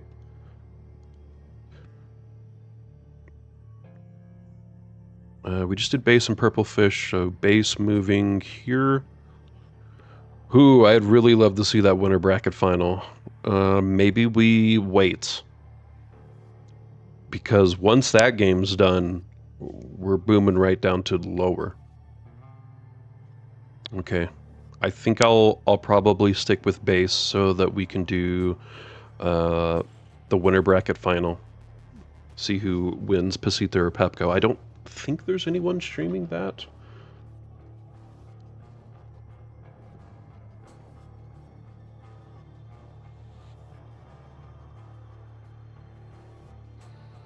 So I need PASITA or PepCo. I don't think those guys are streaming. No. Is Deliberate by any chance streaming them? Yes, he is. Okay, so looks like they just started a game on Exile. I don't know what map it is though, or where they are. See, y'all had such a great idea that I should add the overlay. And I agree, guys. I agree. It was a great addition.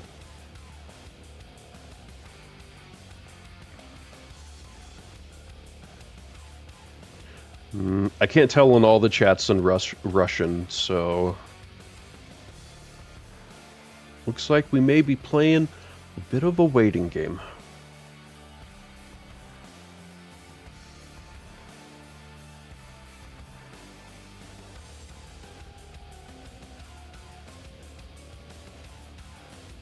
Hey, congrats, Crofty. You got 970 points. Channel points, that is. And real quick, guys, just gonna pop this up there. This is gonna be a double feature day for us. So we're doing Estoty first. I'll take a break, of course, and then later this evening, 7:30 East, there's gonna be an NA Duel Moonbeam Cup 4.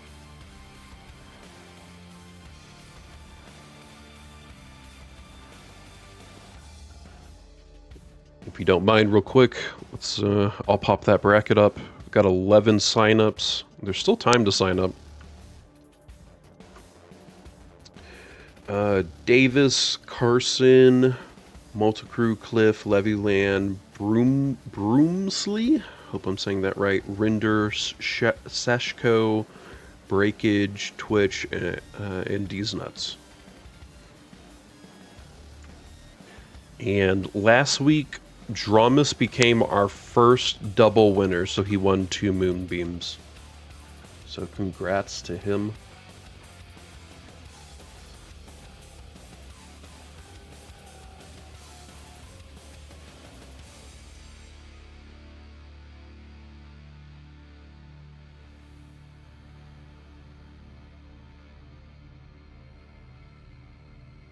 One moment.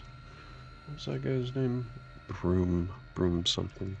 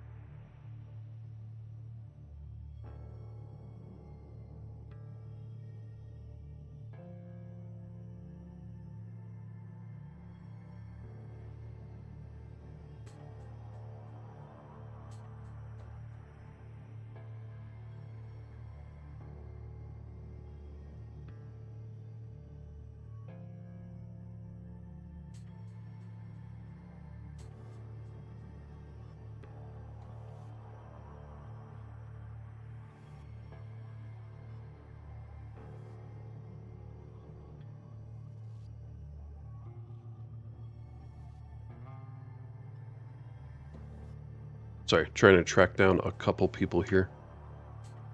Alright, so again, we will be waiting for the... Oh, you know what, guys? What am I doing? I could be bringing up this other stream. Но шафтом, кстати, хорошо прикладывается к оппоненту. I concur. Главными айтемами Пепку забирает Мегахелс, Хэви будет сейчас за паситой. Ну вот минус 90 он отхватил еще до подбора, так что со здоровьем беда. И самое главное, что инъекция недоступна на данный момент. My dude has everything turned off. Looks like, you know what this reminds me of? Did anyone ever play those Army Men game growing up on like the PlayStation and Nintendo 64? It's exactly what this reminds me of. It looks plastic. Хорошо, хоть успел собрать достаточно It's not ultra, it's more than ultra low. It's on the lowest settings with PicMip on. Smooth, it looks like. Достается ему. Другое дело, что со здоровьем все очень и очень тухло.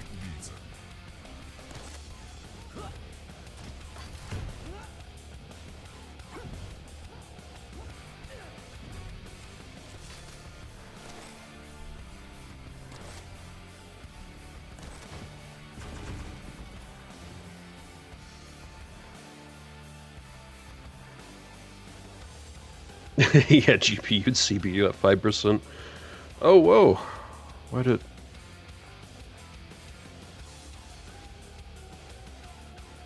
Huh. That was odd. Why does it keep doing that?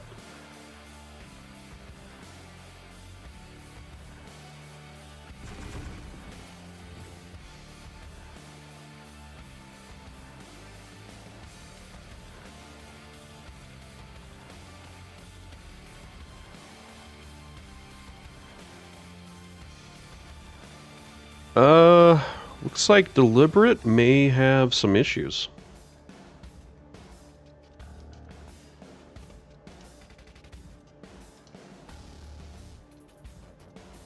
Yep, I think Deliberate's screen just crashed.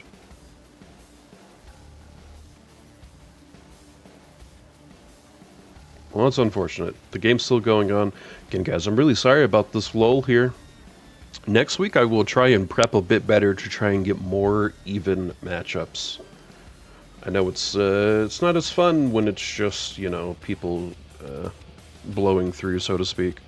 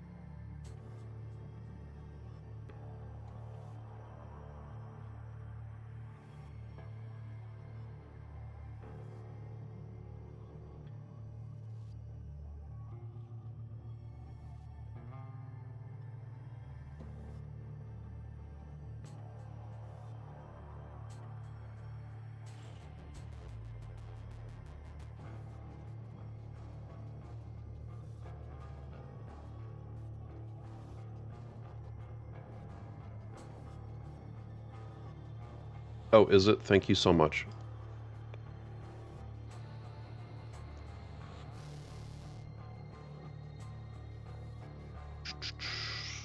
I'm not seeing it. Oh my, not these guys again.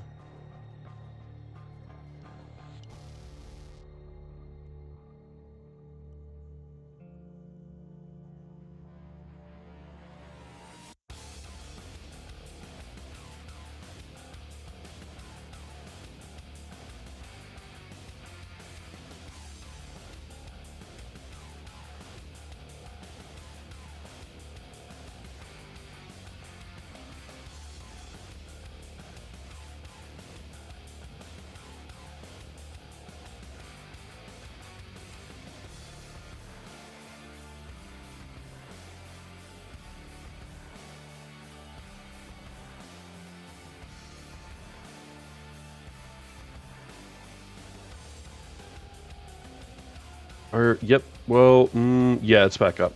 He's loading in. I had to type in his channel to get it. Alright, that was weird. I thought I was having connection issues for a moment, but then I was like, oh yeah, that's right, I'm streaming. I would definitely feel and notice that, right?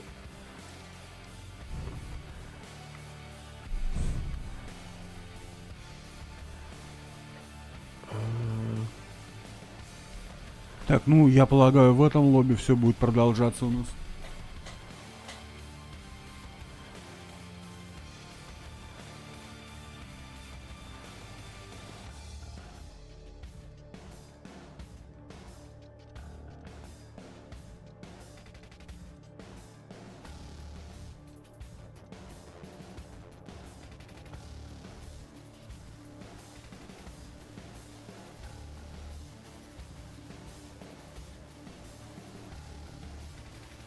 Sorry about that. I went to update the blocked words and phrases.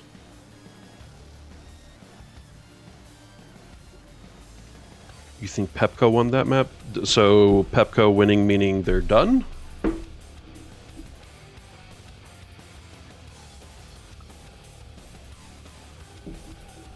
I guess I... Here, one moment.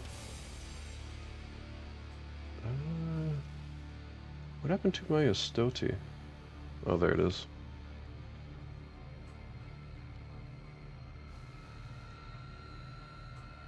Maybe 1-to-1 now. Okay. You haven't seen anything updated in the brackets yet.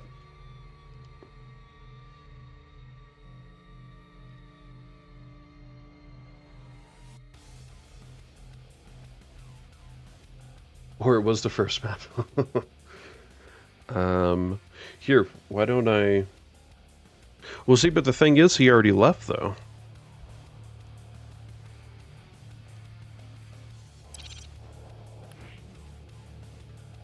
Okay, I think it's over.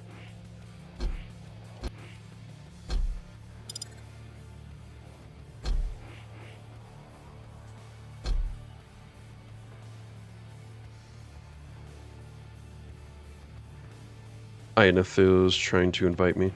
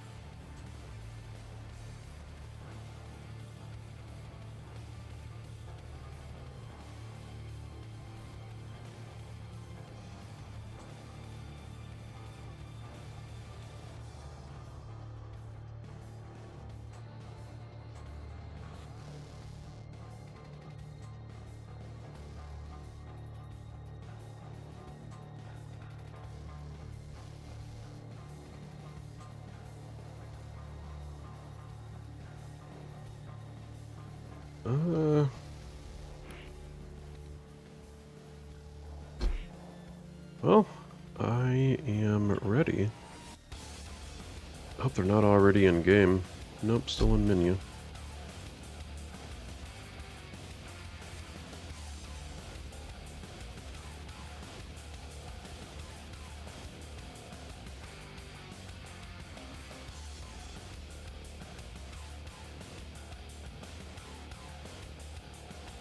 Yes, so it's going to be base versus PASITA.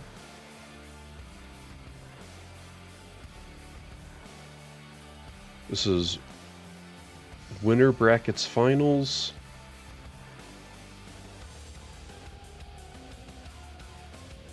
Relog in, can't invite anyone. Well, that's an odd bug.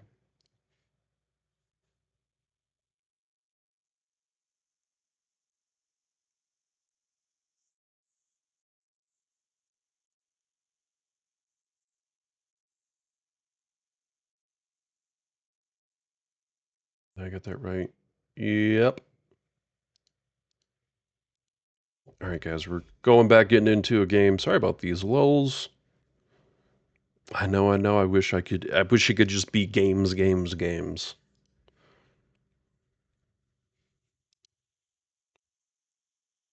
Hey, thanks. Yeah, that's my favorite background. I wish I could find one that was Quake themed, you know, because obviously we do a lot of Quake here. I love Doom as well, but it would be neat if there was a Quake version I could have.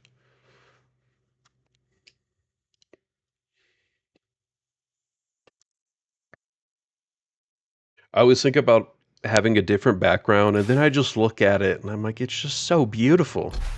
I have to have it as my background. Soon, all will know my strength. And the Windows Vista, it's just so classic. Can literally cruise the vistas on the internet. Sweet, there we go. We're getting in. Hey guys, real quick, I think while this is going on, I'm gonna run the ads real quick. That way they won't be here during the games. So I'm gonna run the ads, I'm gonna take a quick bathroom break, and hopefully we'll be back for the picks and bans. So just a brief moment.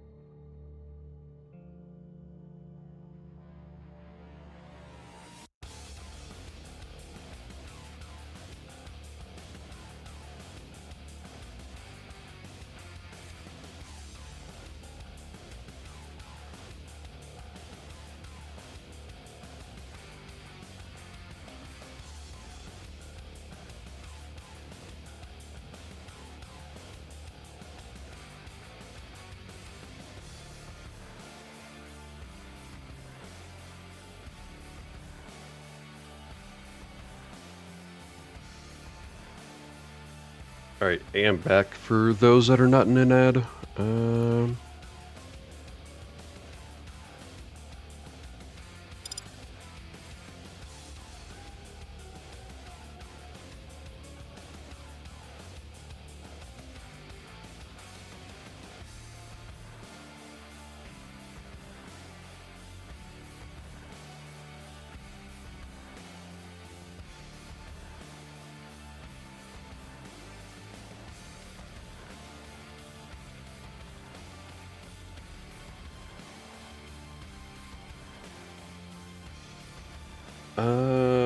Try the new game from Saber. It's a different universe, but technically in terms of design and graphics, it's the heir to Quake Champions. What game is that? I didn't know Saber had a new game.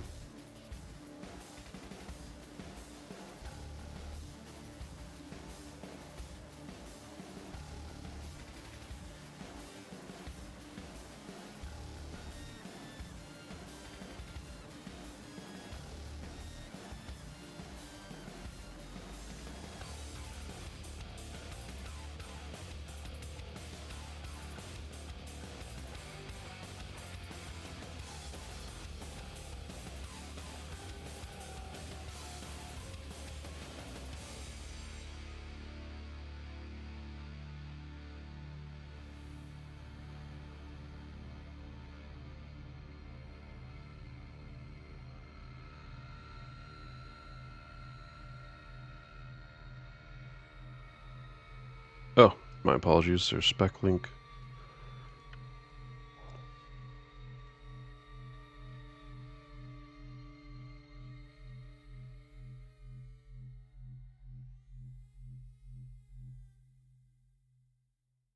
Let's hit F12 for some reason. Okay, so our maps are Exile, Vale of Pnath, and Ruins of Sarnath.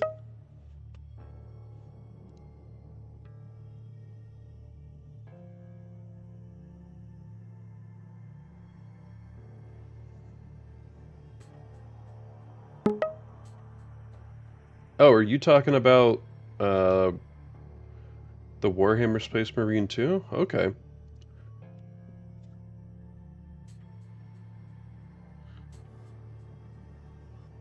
No, I haven't tried it out. It's on my wish list.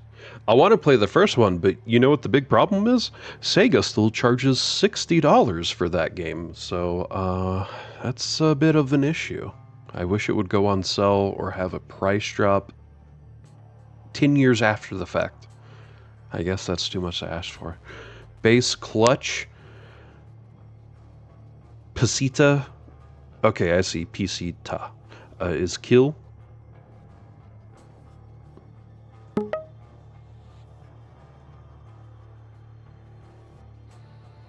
We have it on sale for 30. What do you mean? Who's we?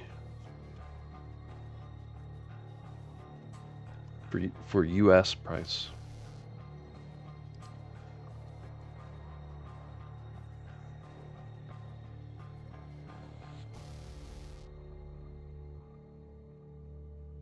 Oh. Huh.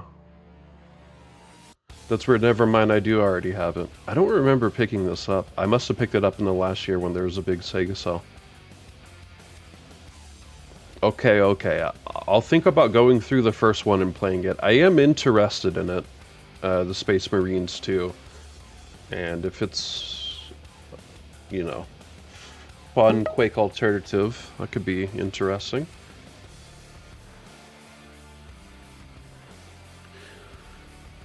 Now we're on Vale of Pnath. For our second map, we have PASITA with BJ and base on the Death Knight. And finally, our third map, Ruins of Sarnath.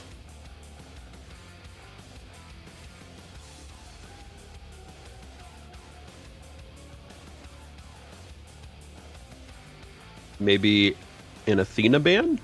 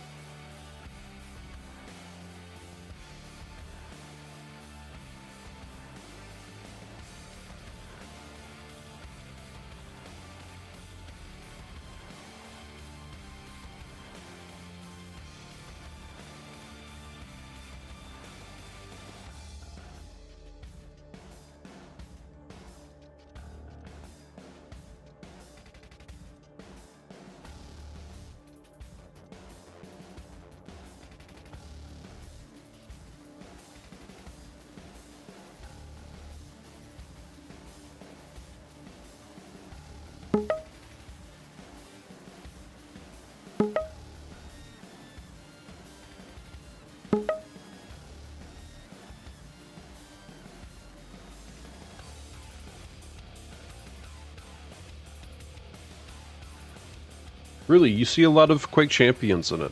I mean, I've noticed that like some of the games after Quake champions do kind of resemble a bit of it that Saber have done. Oops. Okay, so real quick, we got all of our. Oh, they banned Skullbear. See, I don't like that. I want to see Skullbear, but I know he doesn't get picked that often.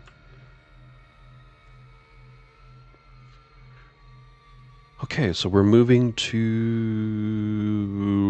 Exile, and I need to see a clutch and a kill. Is my... Yeah, base on left, PASITA on right, and I should probably go ahead.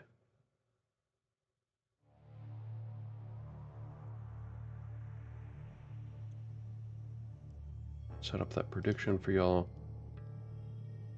So I have base versus PASITA, map 1, base, PASITA, 2 minutes please, Central 2. Imagine that's EU Central, not what would be so great for me, NA Central. But I'm not playing, I'm just spectating, so it really wouldn't make a difference. For me, anyway.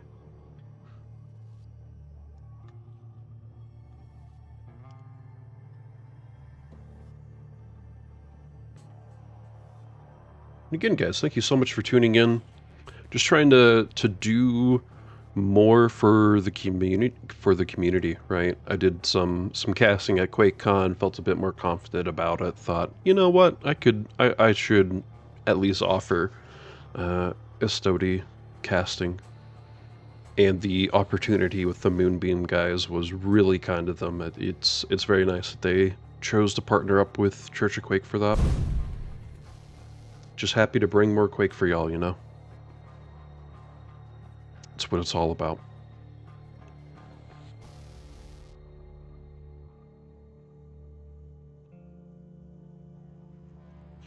Okay, no joke, I really like the Keel hat.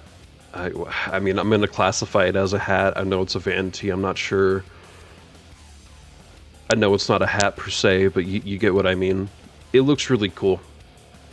I'd be intimidated if I was facing up against that.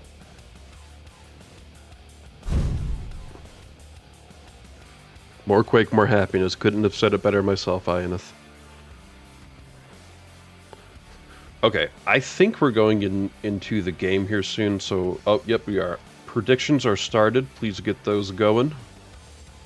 And again, guys, I did those...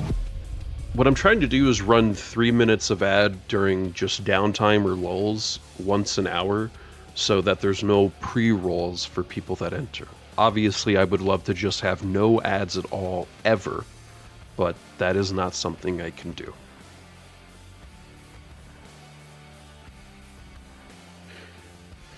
But I understand it's annoying. I appreciate y'all sticking by, staying by. If anyone knows of a better way to do those, please let me know. But from what I have gathered, it's 3 minutes. Do your 3 minutes of ads as soon as you start your stream. Get it out of the way. Give yourself a whole hour without the pre-rolls, and then do it again.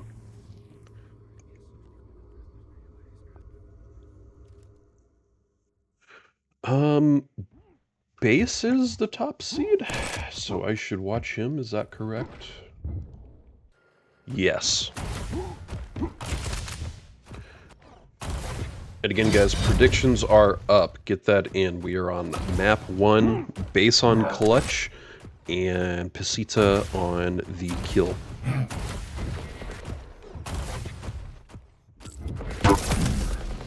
Thank you. I appreciate the comments. Yeah, that's more or less what I've gathered over the past few days from like other creators and whatnot.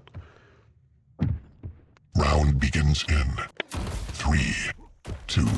Wish I didn't have to have them, but since they have to be here, we need to find a way to work around them. Okay, base, of course, grabbing Mega, and PASITA grabbing Heavy. Base having Nail Gun, though, as long as the shots connect, he can do more damage. The LG is still a massive killer. It's going to take a lot of damage, and even with shield, it's just not going to be enough. Yet, technically speaking, if you can land all of your shots with the Nail Gun, it does more damage output than the LG. But, I mean, of course, it's like, you know, who gets 100% accuracy on every weapon all the time?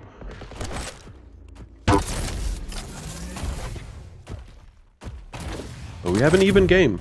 And even more to that, on September 12th, when the new update comes out, the Nail Gun will be even more powerful. It'll do 20 damage per Nail hit. That's 80 damage per Nail with quad. Stopwatch. Play the PTS if you want to see changes early. We have base fighting. Both fighting for this Mega, but base will grab. PASITA will grab. But he heard him go through TP.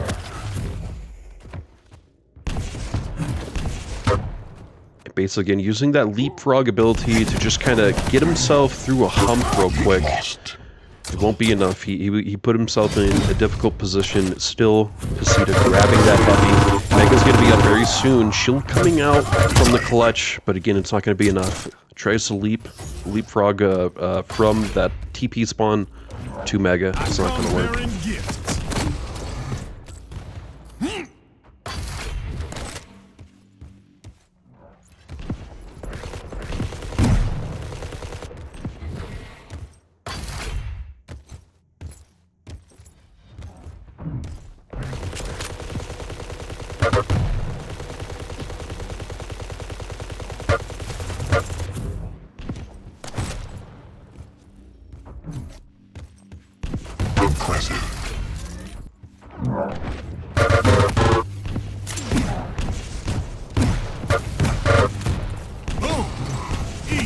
PASITA the leapfrog through the gap.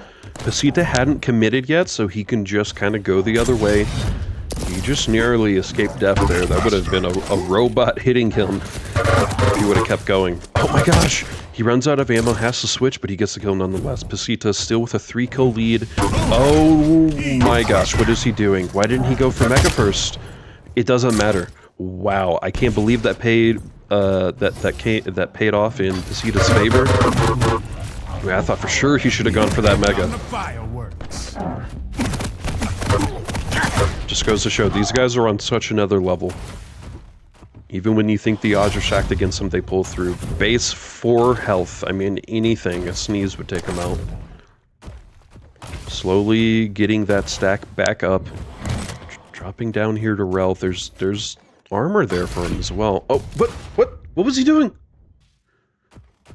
What was that?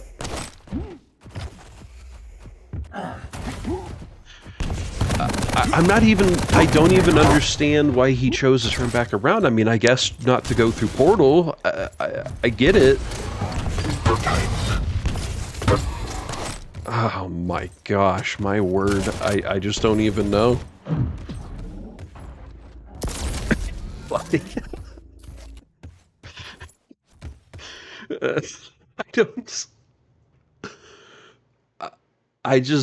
I don't understand. That was,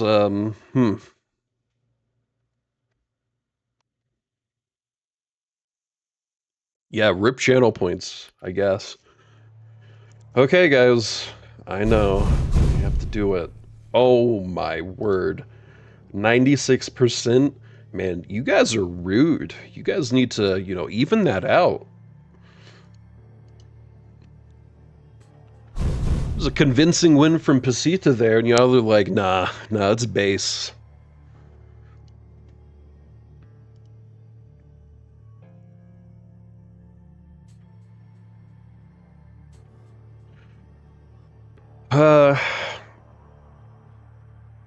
We gotta move on. That was one into a game I did not see coming.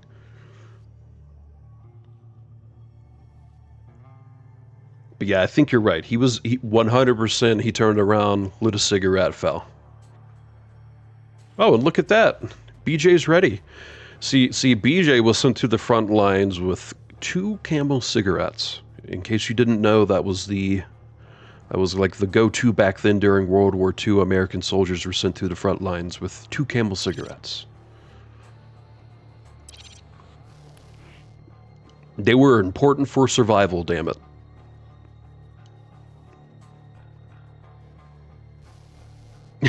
You won at the casino? Hell yeah, man. We're happy you've chosen Church of Quake for your gambling needs today. Here's another gambling poll, guys. Have fun. Use those points wisely. Well, a lot of you did not use them wisely last game.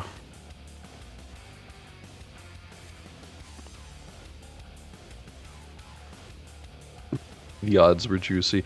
Yeah, congrats to whoever voted for PASITA. Y'all walked away with a lot.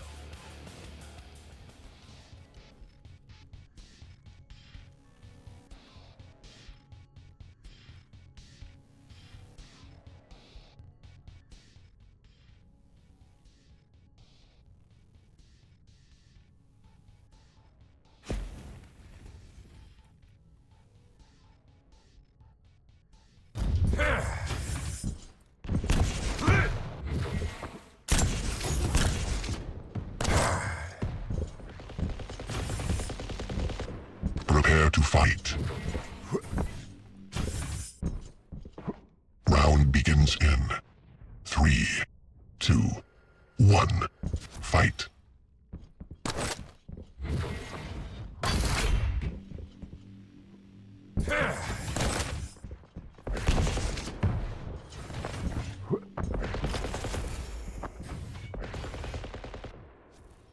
Alright guys, that poll is up for just a little bit longer. We go to base. I mean, PASITA, gonna follow him. He did win. Got the base on Death Knight here. PASITA on BJ, Vale, Pnath.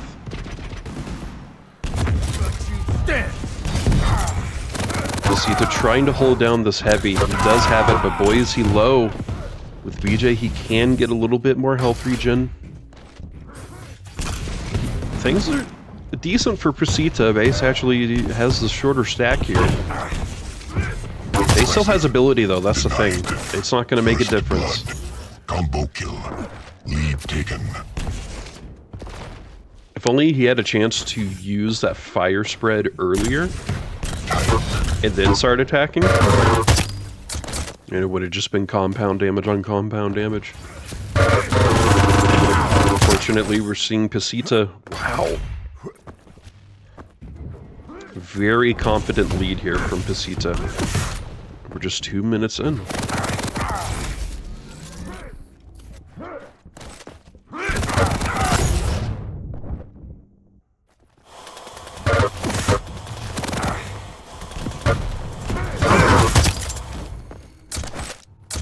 I don't know, guys. I wish I haven't watched these Estoty Cups as much as y'all.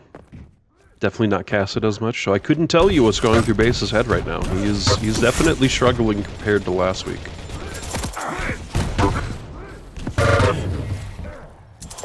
Maybe he's just not feeling it. Ooh. Oh, but the fire strike still gets him. It's a return. Mega's up. Mega's up. I don't know if he knows this. Oh no, Base. My dude.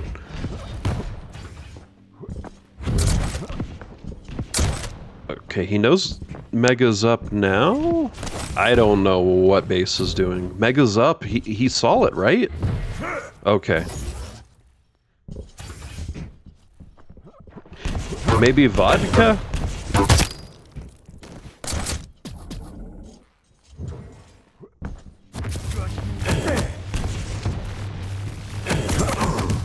In America, we have this theory that, like, if you drink a beer before you do something, it, like, helps clear your head. Not that I'm promoting drinking or anything like that. Definitely not drinking while driving. Is there a similar philosophy in Europe and Russia that, like, taking a shot of vodka before you play a match will help you?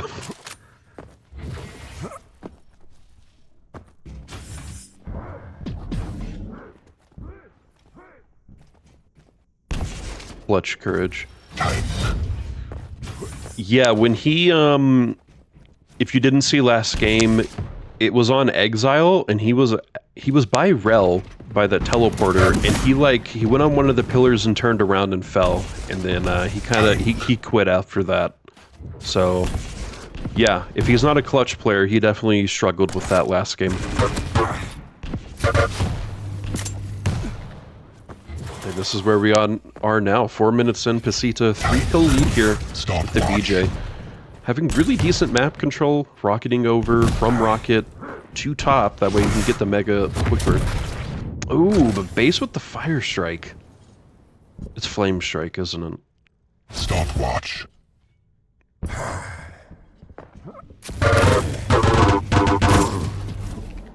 PASITA getting these rolls off though. If Base, oh no, he has roll protection now. If he got hit by a direct rocket, he'd be dead. Oh no. I think PASITA used. Okay, no, he didn't. I thought he had 2 weapons out there for a moment. Oh my gosh, Base, you're so low.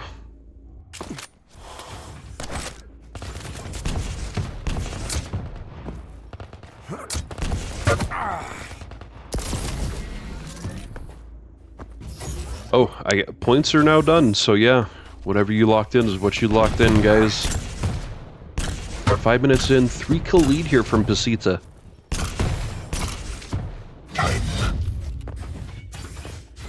He's picked up heavy as well. No mega for at least 10 seconds. And they're also offset too, so whenever one is picked up, they can pretty much automatically go to the next pickup and play for that.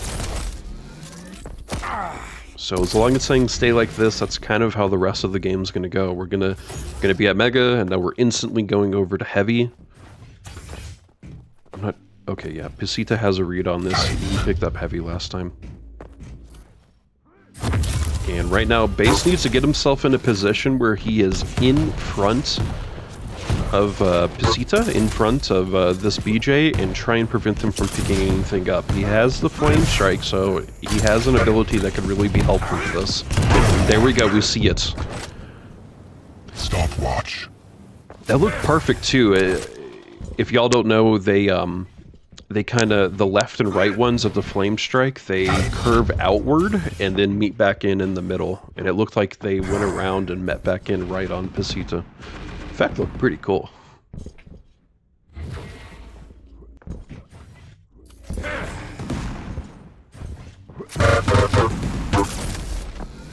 Just real quick, just wanted to show you scoreboard. I can read something from it here in just a moment after the next skill.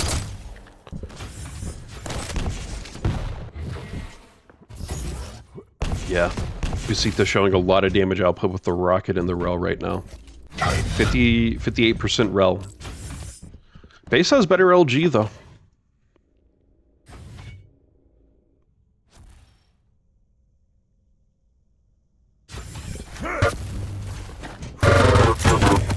Most players with ability, BJ. Okay, he's screaming.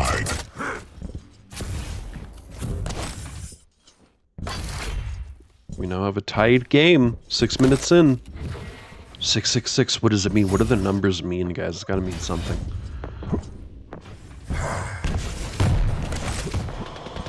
Impressive. Oh, nice roll before he goes through portal. He's choosing to walk around the long side.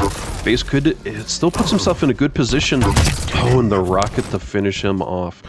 Well, here we go, guys. Base is now in the lead. Had a pretty difficult start, but we're seeing the turnaround. We're seeing the comeback, and both Mega and Heavy are up. Base actually not even turning. I mean, Mega's still up. Heavy's still up. You know, they're doing this on purpose. None of them wants to fight on an item, knowing that the second they go in, they're just going to start taking damage pretty much immediately. Nice read from Base. He didn't know for sure, but he thought maybe there was a chance he would go through the portal, and that is where the portal leads. So he pre-fired that. That said, though, Base is very low. He's got to be careful. Even hopscotching across that was a little risky. One touch would have taken him down. Impressive. Oof. PASITA. It's now switched PASITA in a difficult position. He really needs to get his stack up. Okay, he gets Mega. Oh my gosh, and again. Yeah, I notice a lot of times, I play Sacrifice, so it's a bit different. People always use the Firebolt to cover a large distance. But I've noticed in these duels, they try and really prepare themselves so that all three of the blasts are hitting the one individual, which is great. You're doing maximum damage.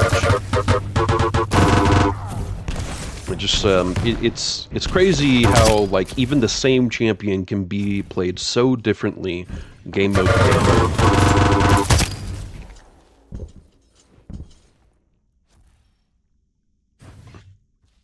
And the GG's out. What an incredible turnaround from Base. I mean, there was a point in time, I believe, when PASITA had a 3-kill lead there in the beginning. It really goes to show it's not over till it's over. I would have actually encouraged PASITA to keep on going, but, you know, I get it. There's just a point in time where the enemy team has a loop. They've got a read on you. And sometimes it's just best to go on to the next game. Real quick, let's get those channel points. Going to Base.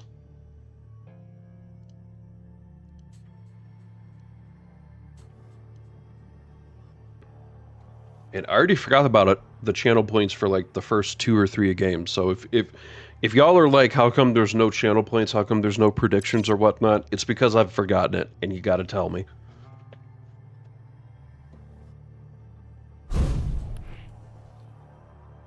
Yeah, Sorlag is, yeah, you're absolutely right. And again, it's just like, it's really cool that the champions can be played in very different ways depending on the game mode. Because in Sacrifice, CTF, you know, Deathmatch, whatever, when you're using that Flame Strike, you want it to kind of spread out. You want it to kind of affect multiple people, a larger area. But in these 1v1s, and I'm sure even in 2v2 situation, you really want that Flame Strike to go for one intended target. You want it to be concentrated. And same thing with the Sorlag.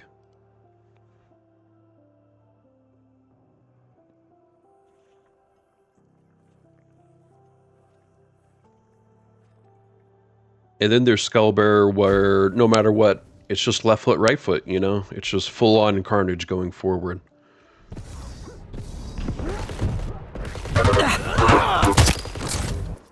As you can tell, I really desperately wanna see a Skullbearer played. Please someone pick a Skullbearer. Round begins in 3. We'll stick with base, since base won last round, and this is last map. You know, this is it. Pretty much a best of one, right? Those first 2 maps, they don't mean anything. Now it's all on this. Mega's still up. Base choosing not to grab. And as the Anarki, I mean, not all the time, but you know, trying to get the Mega isn't as important. You always have that ability, you know, every minute.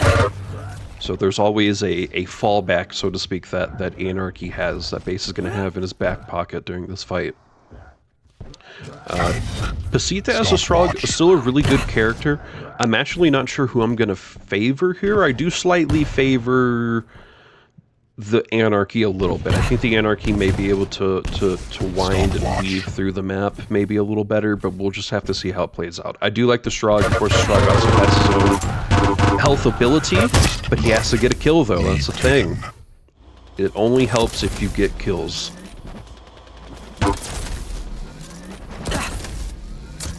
And PASITA just trying to use that nail gun, put a lot of damage out on the rel, since he knows that base is going to be using this. Oh man, he slides right into base, trying to use that drone to do a little more damage. It's just not enough.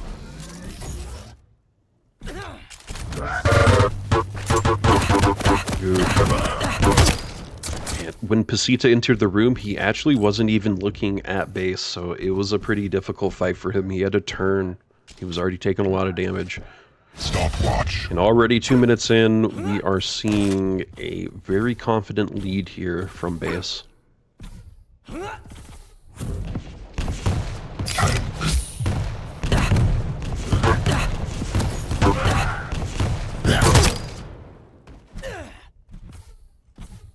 Whoa, Willer, thank you so much for the gifts. That's incredibly nice of you.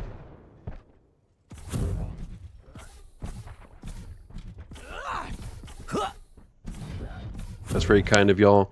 And again, I'll just say, the money that we get from Twitch, you know, the subs, the bits, the donations, whatever we end up getting from YouTube, if we ever get monetized, we're going to put back into the community. I'm thinking the best way is we may use it as funds to host our own tournaments, but there may be times where we just choose to donate that as well to another tournament. So the plan is to always try and give that money back to the community in some way, through competitions primarily.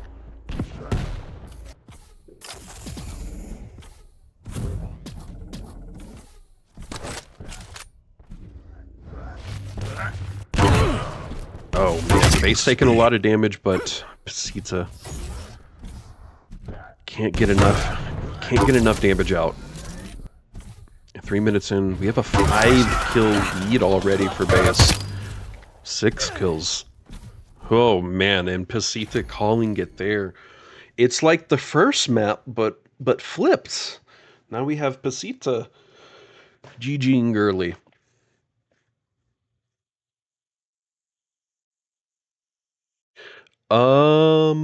Do we have a donation page? That's a really good question. I don't think I have a donation. I don't think I have a donation just for Church of Quake on PayPal. I'll look into setting that up. As of right now, the best way to support us is definitely through bits and subs on Twitch, if you're trying to financially do that. Okay, real quick. I imagine brackets probably already got updated. No, they haven't. So base 1, Hughes Grand Finals. Oh man, wow, jeez. These games went through fast.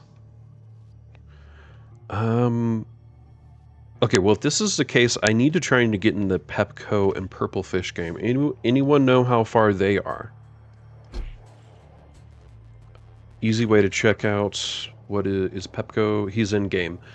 Okay, so they're at least in a game. I don't know when they started.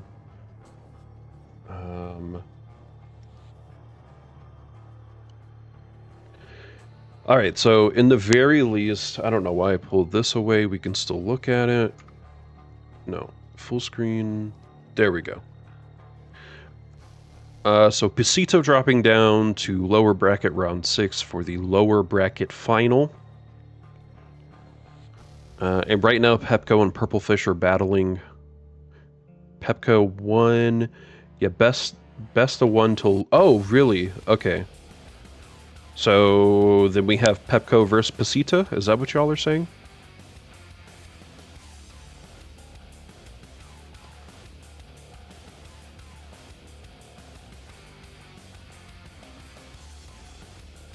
Lateral lulls. Yeah, you can stop by. Can you tell me what your name is on Discord so I can give you a role real quick? And I'm in Church of Quake. And I also need your in-game name. Oh, you're Davis. Oh yeah, absolutely. Man, I keep forgetting that you have a different name.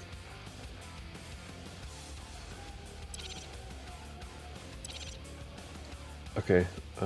Davis, you've been given the caster role. You should be able to join me in the VC channel I'm in.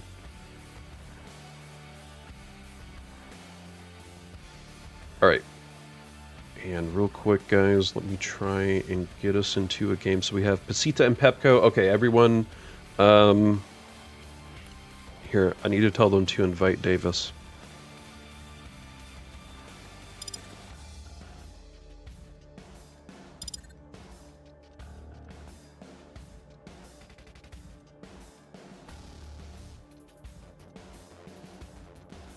Hey Davis, how are you?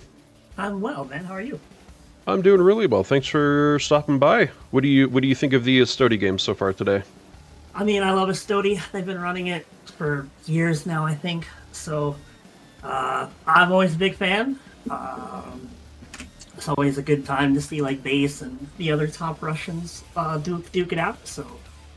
Yeah, so speaking of, so still in the tournament, we have Base, PASITA, and PepCo. Is there anyone you're favoring right now? Anyone you're kind of looking out for? In terms of performance and whatnot, Base is absolutely the favorite to win it.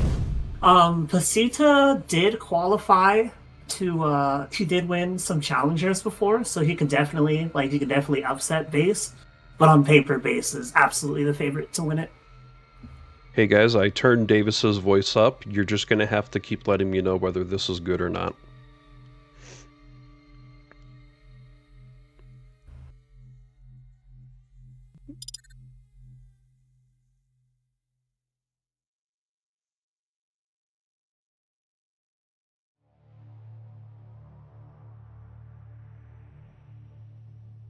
Between these two, though, I'm between PASITA and PepCo. I feel like this could be really close. I know that PASITA has been playing a little bit more recently. I've seen him on the ladder versus Rafa and stuff. PepCo is a fairly active player regardless. Yeah, they both played pretty well last week, so I'm not surprised to see like these three as the last remainders. Oh, here we go. We have our spec link. Let's go.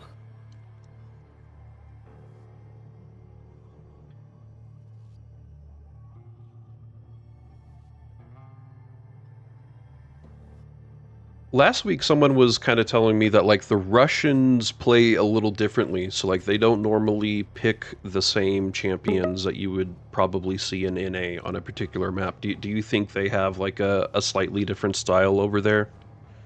I mean, for sure, yeah. They have probably the largest one nationality scene in the game, and they've always had like a pretty decent batch of not quite pro, but not like noob either. You know, like your tier 2, your semi pros. And I would say in general that they're probably the most evenly skilled scene. When they're all like generally speaking pretty good, and they're also very competitive with one another. So I feel like they have a wide champ variety because of that. You know what I'm saying? Like they have to be pretty well practiced in everything to get an edge over one another. Mm-hmm. Yeah, of course. Thanks for the insight. And we already got our maps. We have Ruins of Sarnath, Awoken, Corrupted Keep, PEPA. So we got PepCo, I believe is what that is. Galena, PASITA with Strogg and Peaker, and then on Awoken we have PASITA on Ranger, PepCo on BJ, and on our final map we have Visor being picked by PepCo. Who do you think is going to be our last pick here? Ooh. Maybe a DK. DK, yeah, I could see Eisen. That's what I was thinking too. Yeah, we got a DK from PASITA. I would say overall, PASITA has the better picks. The last map is pretty even, but Ruins and Awoken, he has much more mobility. Particularly Sarnath. I feel like Galena into Strogg. Like, Galena's a lot slower than Strogg. It's going to be a difficult game for him.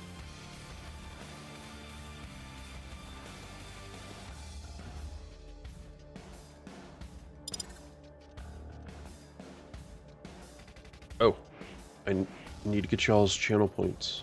Or predictions, I mean. So let's see, we got... Whoops, I didn't give y'all the points from the last one.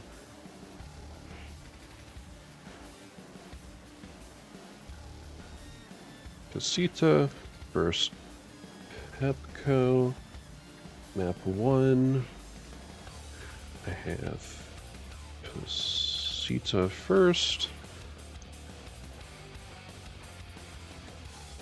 PepCo second. I'll wait until I see the start. Oh, and I need to update your scoreboard. Again, we have PASITA on the left, PepCo on the right. And this is loser bracket final, best of 3.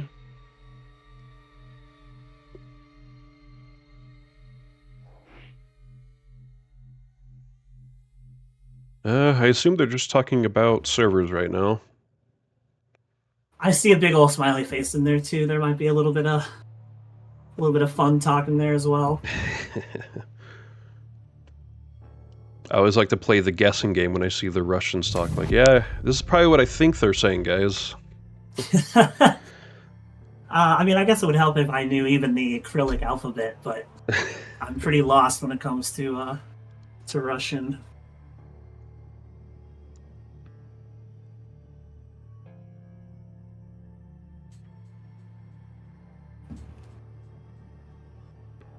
So yeah, Galena Strogg. I feel like we should start on Galena, since she has the tougher road to victory. All right, sounds good. So Galena's do you like to follow weaker player first when the game starts? I don't really spectate a whole lot, but if I do, I try to follow the player who has, in my opinion, the weaker champion. So yeah, I guess yeah.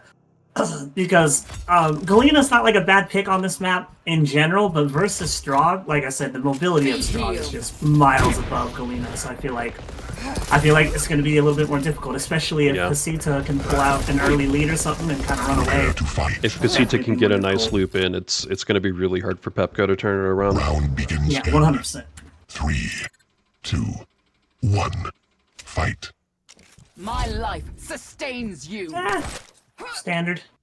It's not going to get weapons, unfortunately, but this is about as standard of an opening as I can think of. One player gets rocket. Well, this is a bit greedy from PASITA, but He's trying to hold him out from the lightning gun. And he might get railed here. He will not.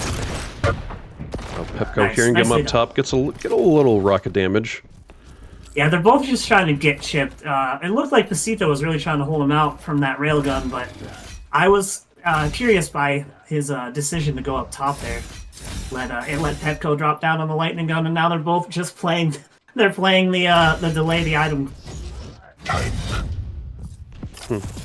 Death is the only release. Oh, aggressive push in, and there's that speed coming out. That was nice. Total placement. Oh, he goes back up! That's crazy. PepCo's really low right now. Anything would kill him. PASITA getting that first blood kill. That was, I did not expect him to go up to jump that. That was crazy. That was really, really aggressive. Sometimes you gotta be a little risky. PASITA's gonna be able to get both. He's gonna have to choose. Oh, is he gonna be aggressive? No, he's gonna go get the light armor. So only a nail gun and a rail gun for PepCo. And yeah, he's holding the T area. This is really standard, I feel like. He's gonna be aggressive on this light armor. Oh, good rail from PepCo, not returned. Both missing. So yeah, grab the rocket launcher. That is a relatively big rail. He definitely doesn't want to take another one. He won't take a rail, but he will take a rocket. Yeah, he's might give up Mega here too. He's too low. Yeah. So PASITA's got it on lock here. And PepCo he's not trying to be too greedy here. He does have the 3, so he's got a pocket Mega here. And I don't know if PASITA will expect that. The extra stack from PepCo means that if he can get the stack advantage here, he could definitely push in for a frag. It's a pretty early overstack for PepCo. He's been able to get all of his totems down immediately. And PASITA, as we like to say, he needs to be on totem duty. Yeah.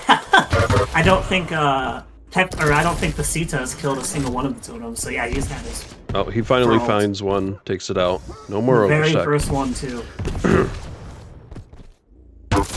He's gonna drop here. He's gonna go through the support. He's gonna be aggressive. Yep. He's gonna go for the kill. All these rockets are not landing. Oh, nice rails though. It could be anyone's game. It's PASITA with 4 health. That's crazy. He's super low. He'll get heavy. He should miss out on Mega. Yeah. He's going through eyeball. Oh, he's gonna lose all of his totems. He didn't go completely forward. There was actually another totem in the back. And PepCo's got the Mega. Standoff here at T. I don't think PepCo has a lot of guns. He's got a railgun and a rocket. That's about all you need on this map. For sure. Oh, don't take this rail. And that's 2. PepCo's back out. PASITA should be able to push for this Mega. I'm not sure if he heard the time from the last one, but even without knowing the exact time, he should be able to. He should know. Make an educated guess. Yeah. And again, another free rail for PASITA. This is pretty rough for PepCo. He had a decent stack there, and now he's almost back to square one. Oh, they both trade. Okay, alright. Yeah. Playing with fire there, man. He's risking it. Oh, he doesn't clip the edge. He's gonna go for it anyway. I like the aggression. Oh, the drone out again. It's actually pretty decent. He didn't do any damage, but he zoned him away from Mega. That's okay. PepCo's probably gonna go down here. And yeah, and this is where Strogg's mobility is really just coming into shine. We're almost halfway through the game, and PASITA's just been faster. Even a couple of times that PepCo's been able to get a bit of a stack advantage, PASITA's either been able to retreat or just turn the damage around as well. And just having that extra speed means he's able to get to the items quicker, able to get guns quicker. And we're gonna see the 4th frag come out. And he's got like 1 health left. Right now. He's got to be very careful. He's probably dead here. Yep. We're just seeing a very distinctive lead here from PASITA. He's getting the kills. He's getting all these pickups. Yeah, halfway through, and all PepCo's gonna have here is rockets. So if he's gonna try to fight for the Mega, he's gonna have to hit everything. Oh, brutal. That drone just gets him down the screaming level. He's gonna charge through. Yeah, really, I mean, he had the drone up. PepCo only had a rocket. Like, it's one of the worst guns you could have to face a peeker. And we get a GG.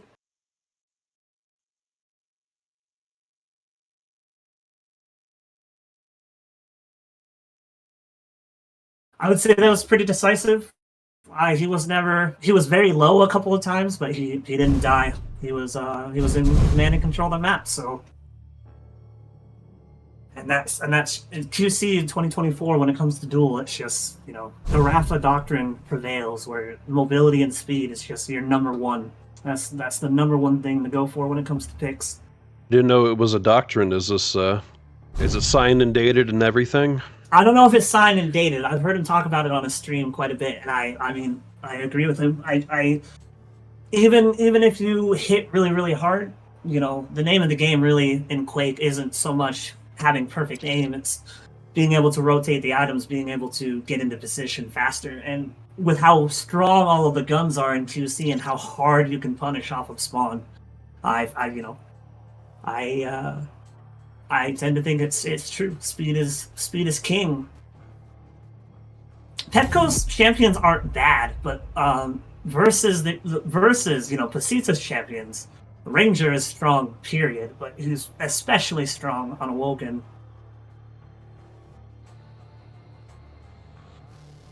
But I think that's kind of that might be a PepCo not really knowing the crouch slide champions. Or even like the air control champions. He could have picked Anarki versus that Strogg, and it would have been probably pretty difficult still with not having stack equal to Strogg's off spawn, but.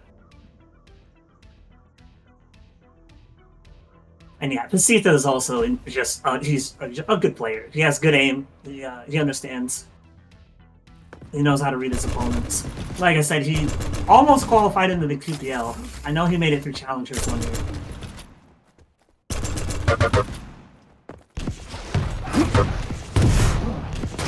Prepare to fight. So I guess we'll just start off on PASITA this time. Begins in We started on PepCo last time. 2, 1, fight.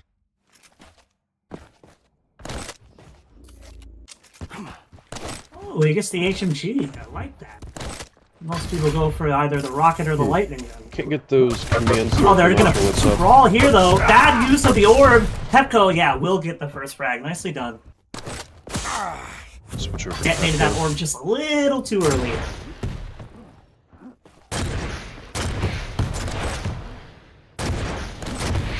Oh, he's gonna catch him here. Didn't even realize. Nice rockets. He is kind of low. There is no orb. He's about to have it. Nice. Once he got stuck in that nook, there's really no way out for him. And I Mega's think even he up was for PepCo. waiting. I think he was waiting Okay. for his orb. His orb was like less than a second from coming back. And he does get a frag there. Does he push this? That's a good gets a rail. They're both, well, Sita's gonna get all the health in Banana, so he'll be doing alright there. Death room, yeah, it's a death room, alright. Oh, nice rocket.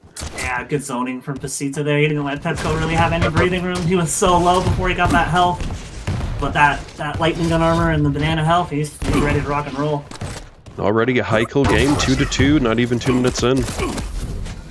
And PASITA has gun advantage here. He's got everything.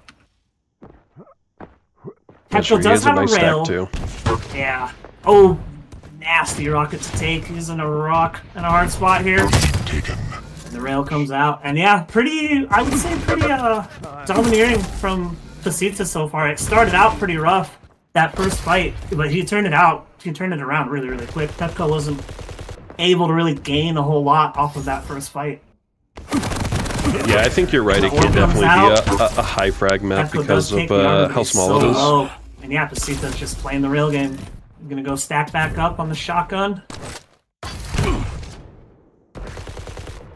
Grabs the armor. He should get T as well, yeah. And he's gonna get a massive rocket here.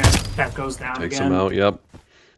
Nice leads I would from say PASITA. pretty clinical from PASITA. He's just really, he's playing the items really well. He's being aggressive when he should be, not being aggressive when it's not the play, and these rockets are just massive. He's gonna force him off the heavy. Oh, don't die. Oh, breathe. Nice direct. It's a nice rocket from PepCo. He's still got a good amount of stack, but yeah, you bought yourself the lightning gun armor, and you really need to get over to rail, but this aggression, that's so crazy. That's a Hail Mary rocket play. We've seen so many of these where the Ranger throws that orb, does a little damage, and then ults out, and it's just so much damage to dish out in one go. Well, it does so much damage, and then on top of that, you have to readjust your aim as well, and usually Absolutely. that half second to flick to the new location is enough to land a direct or a rail or whatever the case may be. And it's just, you know, like Ranger is just a really strong champion. He's just really hard to deal with in the hands of somebody who's very capable with him. Grabs the Mega, a little bit of pepper damage on the T here. PepCo's going to be able to stack up on the weaker half of the map, but he's not going to have a rail. And he's going to push in here. No dual wield. He wasn't expecting that at all. Yeah, he wasn't even looking at him. I think he had rail out when he first got there. Yeah, he was looking down the other pathway. Mega up. They both want to battle for this. PASITA getting a kill off him in the end. Yeah, so even though he killed PASITA at the heavy, he was low after. Like being aggressive on that Mega without knowing the exact time was a bit risky, and PASITA made him pay. And the orb comes out again on the tri-bolt. Yeah, 5 frags here, almost halfway through. PASITA's again, ready for the item. Oh, unfortunate misses. He's so low, dude. Oh, man. PASITA even low, trying to rocket jump out, but it's just not enough. That's crazy, though, because any other champion, he rocket jumps there, he's just suiciding. Oh, yeah, Ranger yeah, absolutely. with that debuff. Oh, man. PASITA Nice, putting himself in that rockets. corner. Yeah, nice shot from PepCo. Yeah, it was a good read from him. Go check the HMV. Alright, now he's got to not get railed here. There's one. He's going up. Oh, the orb. Oh my god, the Always orb the again. orb. No. He's so accurate with it. He's even going to be aggressive here. Oh, big direct, though. Nice. Warning. No armor. He gets the shotgun, though. He's still got rail control. And here's our next fight. Armor's up, though. I like that PepCo's not committing to running in the room. He's got an out if he needs it. He's Yeah, just once you step in, you're locked in. He's got nothing here. This is gonna be rough. He's probably dead. Oh my gosh. Great rail from PASITA as he excels up. I don't know what those words mean. I assume they're joking around. He's probably saying, "You're playing this really well. Very well played." Thank you, sir, is what he responded with. He tries to rocket jump. I don't know if he misclicked or what happened there. I think he would have died if he rocket jumped, so. But 6 frags, 4 minutes to go. PASITA's got everything. He's got the position, he's got the guns. I mean, if you're PepCo right now, what can he do to try and turn this around, or is there anything? He can't die anymore. He has to stop dying. He probably needs to slow down enough to the point where he can get all of the guns. I mean, hitting miracle rockets like that is always a great way to do it, but there's only It is not 3.5 minutes. And missing. 8 frags, 3.5 minutes, even on Awoken, is very, very difficult. Especially lot. with Ranger having the orb to escape. And And PepCo PepCo calls already it. calling it. Yeah. Timmy says rail, rail, rail, everything, and that's understandable. It's a really rail heavy game for Duel, so yeah, PASITA, we're gonna see a rematch, Base and PASITA in the grand final here. I'm curious to see what Base chooses for his 1 map. Yeah, because that matters too, because, I mean, it's just like a free win, right? Yeah, yes, and you know you can take your weakest map. So I'm curious with this map pool, what base? I wonder if he'll take Exile. You know, with that clutch fiasco from earlier, he might just not want to look at Exile again.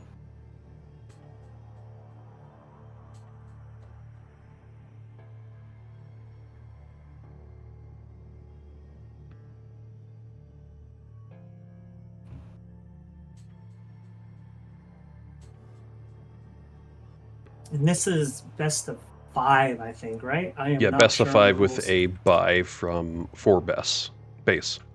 Nice, cool.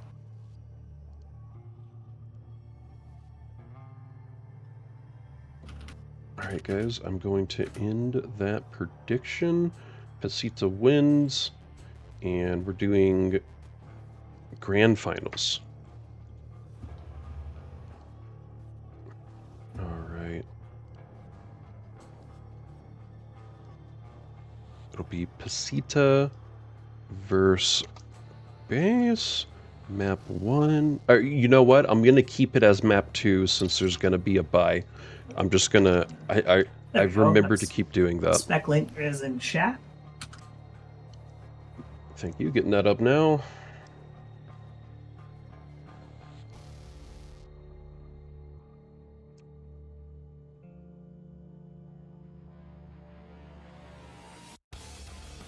Oh, this is a pretty standard map pool. He picks Corrupted Cape for his one map. That's alright.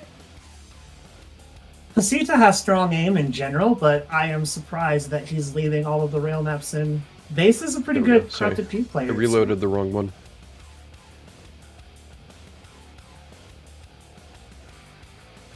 Yeah, I don't even think we've seen Corrupted Keep today on stream anyway.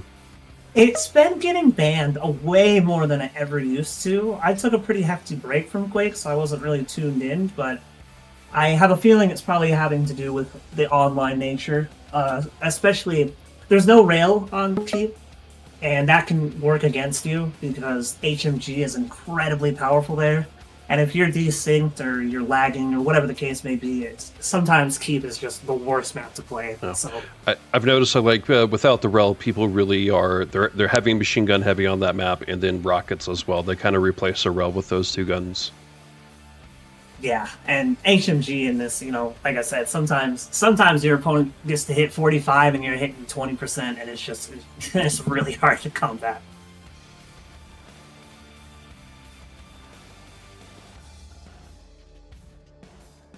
Here you guys go. I think that should be everything updated. Of course, this is our grand finals. Base versus PASITA. Okay, Awoken, Vale. PASITA banning Blood Covenant, I feel like, is a good ban on his part. Base is an old school Quaker. And DM6, you know, versus a Quake 3 player is just not a very good time. Base versus PASITA. PASITA. Funny one. Base banned Clutch. I didn't even know PASITA played Clutch. Who are you hoping to see played on Awoken? Base has a really DJ deep Ranger. champion pool. With Athena being picked, I could see him picking Anarki. I could see him picking Nyx. Awoken's just a great map in general. I'm not too picky when it comes to who plays what. I really like Awoken. Is that your favorite map? It's definitely up there. I really like Vale. I really like Exile. I really like Awoken. Davis, are you primarily a dueler? You don't do like the sacrifice or anything? Yeah, I would say, especially for Quake, I'm not super team mode plugged in.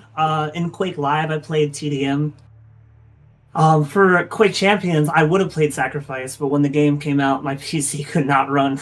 I could barely run Duel, let alone Sacrifice, so I have done a couple pugs, and I actually registered with the bot, so I can add up in the future.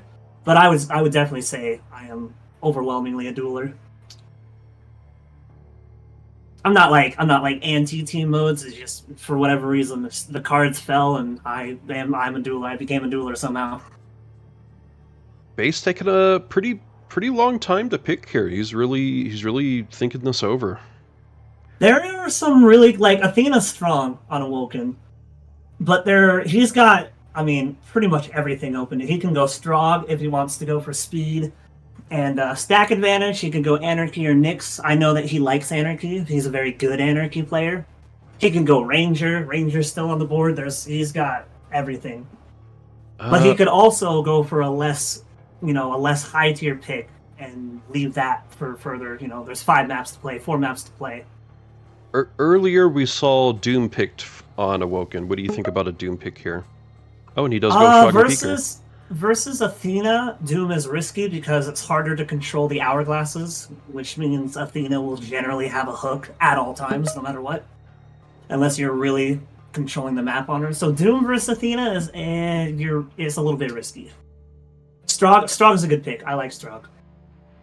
So you've got the match in speed. You've got the Peeker to harass if she doesn't have a railgun. That lower stack makes Peeker all the stronger.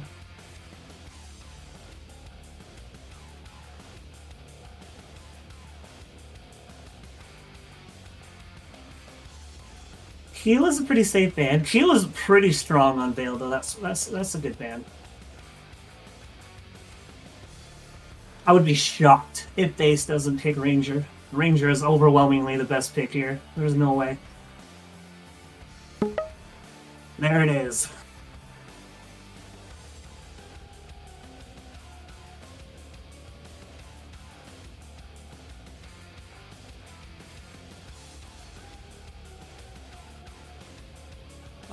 I would DK, maybe an Eisen.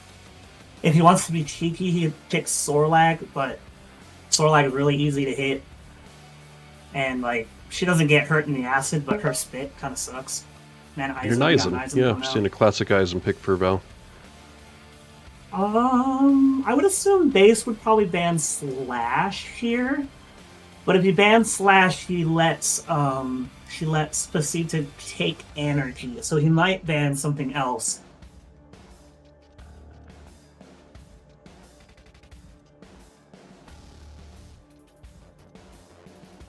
Visor would be okay versus Anarki or Slash. I'm assuming. You think one of them's picking Anarki, though? 100%. On Ruins, no doubt.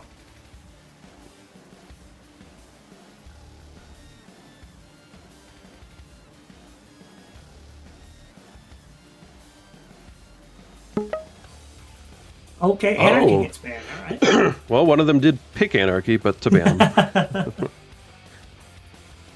I don't actually know if PASITA... I'm sure he does. Yeah, he picks Slash. So he could pick Nyx here, to be honest. Nyx is a lot slower than Slash, but her Invis can be pretty strong. And if you play the heavy side of the map, you can get all the hourglasses. Is Nyx a good counter to Slash? I didn't know that. It's really map situational. She's okay on DM6.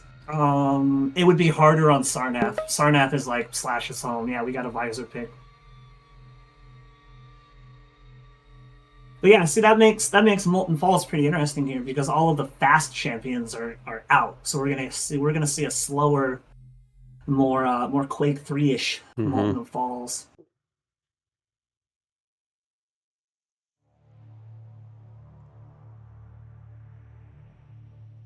Earlier when we saw Molten Falls, we saw the Galena played. I don't remember if PASITA or Base was in that game, though. Yeah, Galena's a good pick for Falls. You got a lot of places to hide the totems. A lot of space, a lot of hourglasses.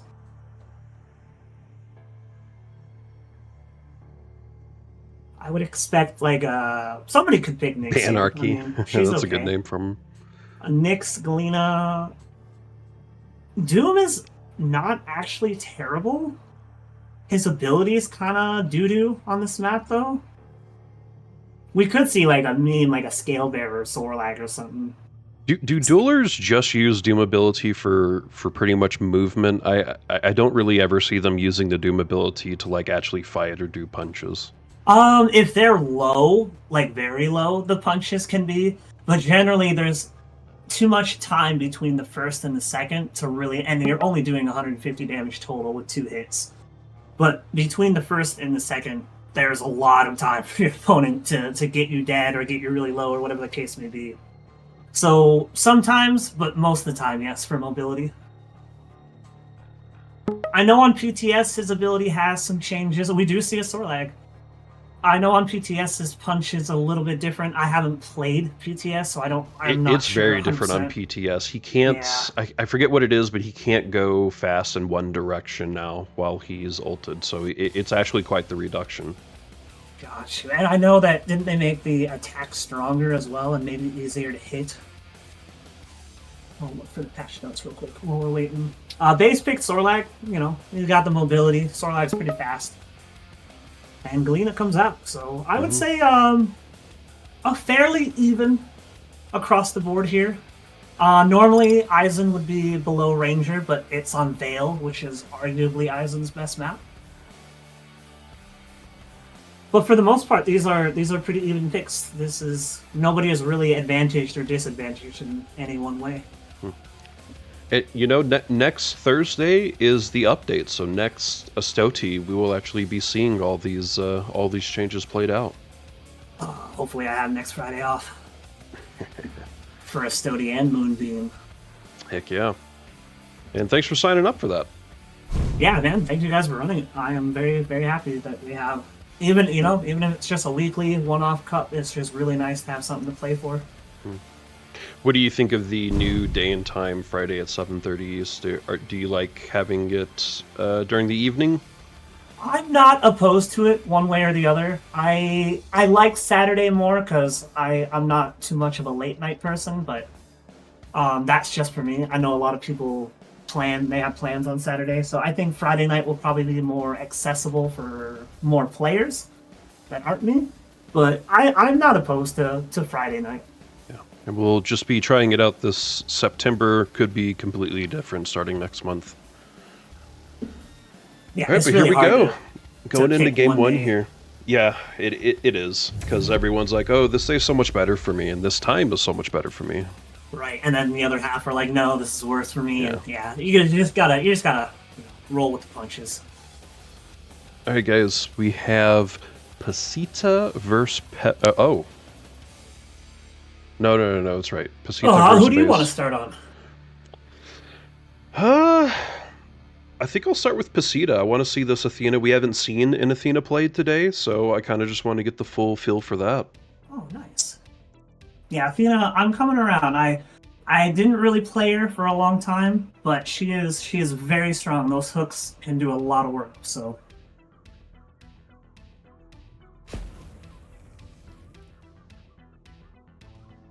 I think everything's right for the scoreboard now.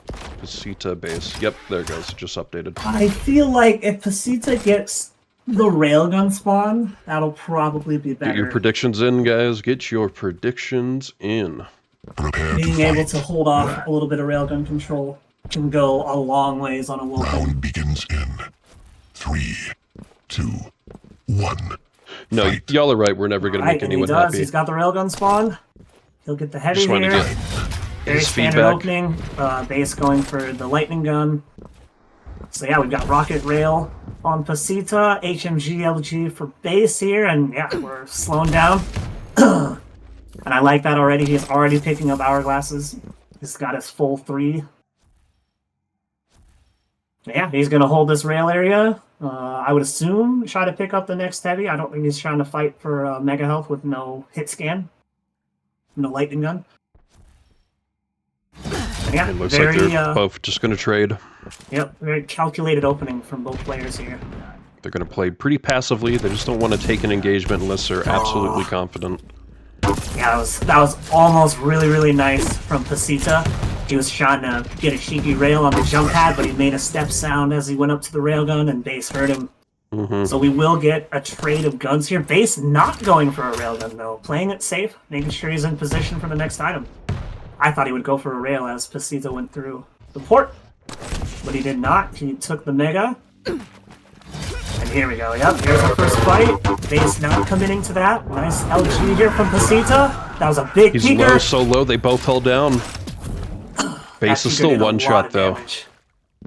Yeah, Base will get the lightning. He'll get full stack back up here with the banana. And that hook coming out is really, really nice. He didn't hit any of the rocket spam, unfortunately, but he was able to deny that armor from Base, which is gonna slow Base down. Ooh, almost a big rocket. Base picking up the mega health. Looks like he's gonna try to probably pick up the LG armor again. Yep, he hears the jumps. He's waiting, yeah. I like the retreat here from PASITA. Not repeating, not trying to be greedy. And again, keeping the rail out of the hands of Base. Base does not have a rail. It's almost 2 minutes in. And I like this. Not reacting to the MG shots. Nice damage. Oh, and it's a good peeker. If he doesn't hit that peeker, the grapple goes off. And both players probably gets showing each other a lot of respect. I mean, 2 minutes in, at a single kill on the board. It's the most passive game we've seen so far, as kills go. Yeah, really, really nice control here. Base does get... I think he's got a... Yep, he's got a railgun now. There's a good rocket from PASITA, though, on the edge of the cubby there. And nice ears here from PASITA. Really, really making sure that Base doesn't get a freebie in on the Mega. PASITA wasn't aware that Base had kind of missed, like... He had delayed the Mega health here, so he's got time between both major items. And PASITA goes down. He's got a stack back up on he's all the picked guns. up both of them, so he's got a in on both of these. He has a nice leap going now. Yeah, before he picked up that last mega health, he had gotten the cycle of them before as well. So he's got the timing down on both. And PASITA should, I mean, he should be able to guess the heavy armor. Stopwatch. So he should be okay here. Pushing is going to be crazy aggressive, but Base wasn't ready for it. Oh, he's so low! My gosh. Base gets the rails.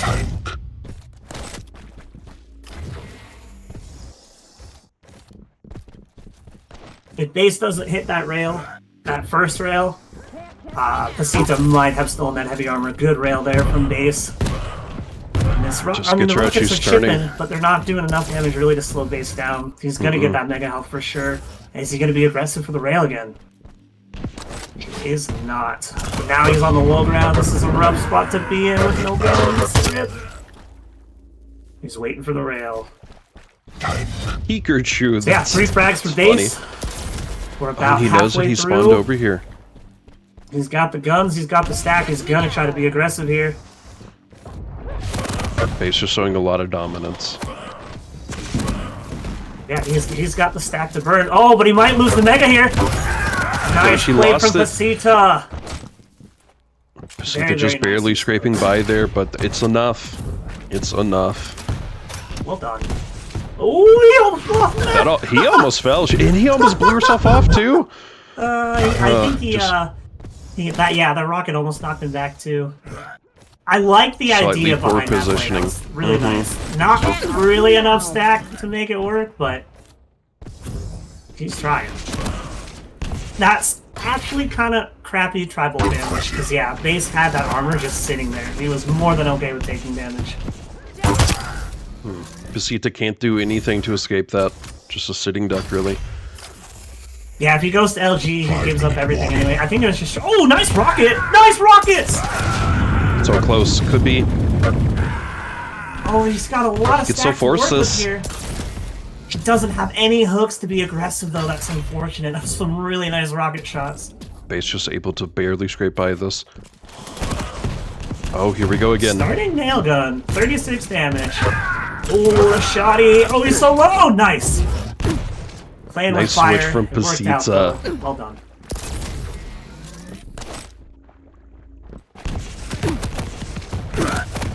Oh, this is a bit... Yeah, I was gonna say a bit risky. Rockets in that water... Like, he didn't have a ton of extra stack. That's all it took was a little bit of damage from Base, and he got right back in it. Got the heavy. Gonna go get the railgun.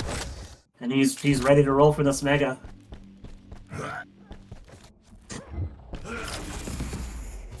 I think he saw him. Must have. Yeah, Yep, he has an eye on it. Oh, great LG from Base, though. He's even looking for that rail jumping off. I like this from Base, though.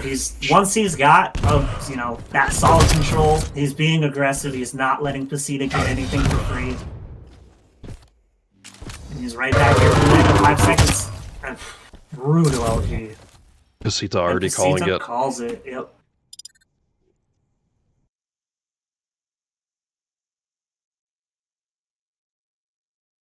Some great plays from Pasita, though. Those rockets. So technically, that was great. Base has 2 wins. I didn't update his first Yeah, win. Base is up 2-0 with a 1 map. So if he wins the next map here, that's that.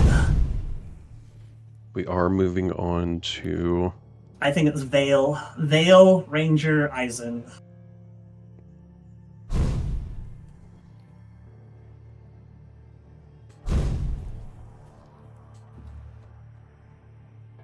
Well, just based on these champions alone for this map, who would you favor, an Eisen or a Ranger here? Ranger. I mean, Eisen's good here, but I mean, Ranger's Ranger.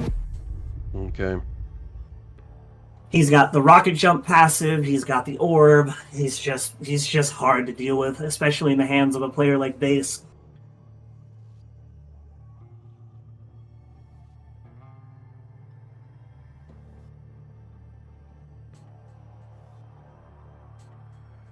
But if Eisen can get a lead, it's very hard to deal with Eisen on Vale of Pnath. With the turret, he can either have the turret absorb a lot of damage that's meant for him, or he can lay a trap and, if that turret gets, 2 or 3 hits on you, that's 45 damage.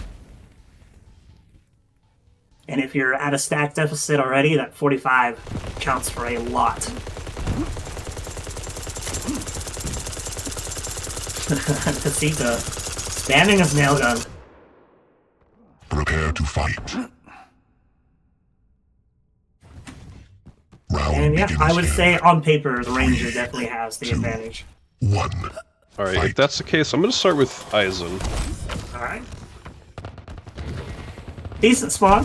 This is cheeky from Base, so yeah, Pasita knows that the heavy armor is delayed then.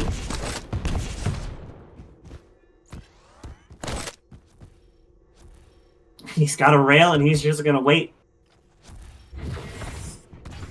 Pasita here in that jump pad goes back through. So Base is gunned up here. Pasita doesn't have a railgun. So if he takes any extra damage, it's gonna be a rough fight for him. He's gonna try to get to the heavy.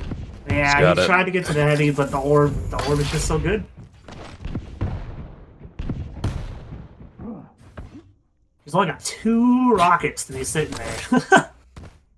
I don't know if he heard the jump pad. He must not have. I don't think he did, but he knows he's there now. Turret comes out. A defensive turret placement. I actually don't dislike that at all. And he pushes around the corner. That's crazy. What are you doing, bro? LG close range. And Base would have heard that mega health pickup. So Base still has perfect timing on both of the major items here. And he's doing a pretty good job of zoning Pasita out from trying to be able to get a railgun here. Rocket jump comes out and they trade. Good kill from Pasita.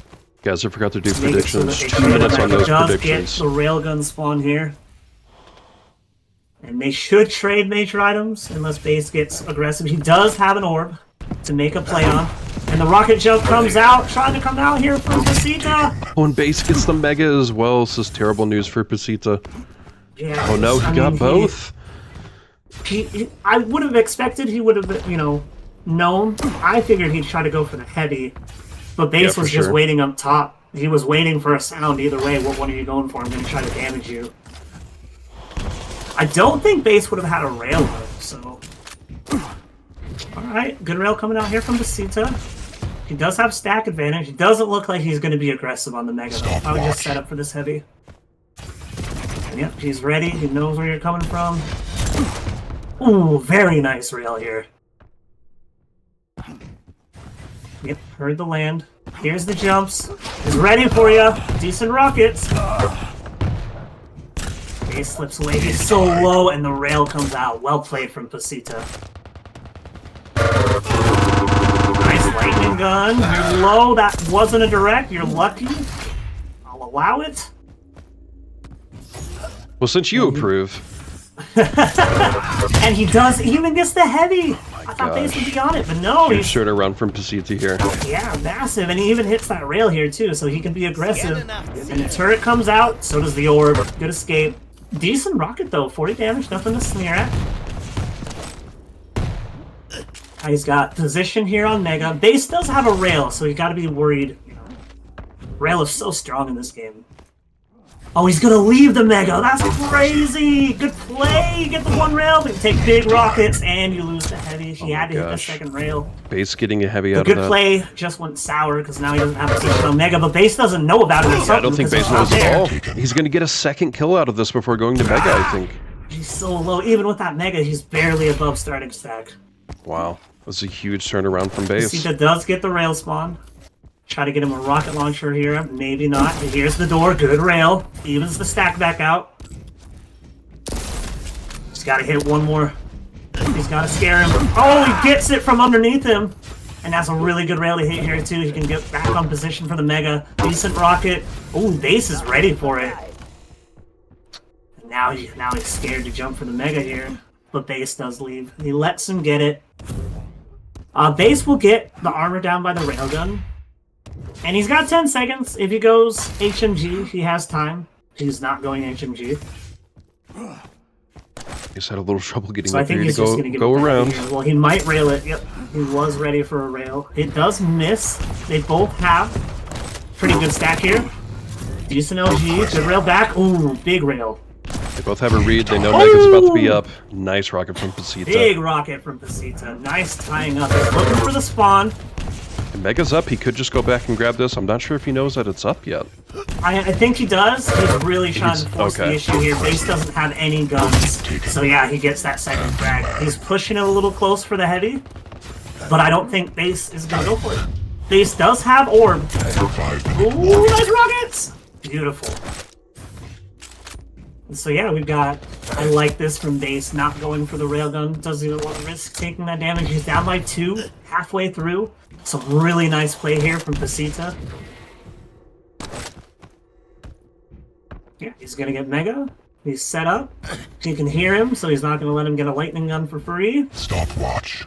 Yeah, this is where Eisen can become quite a hassle. When he's in that defensive play, when he doesn't have to push you, when your mobility doesn't matter as much. This is where Eisen shines.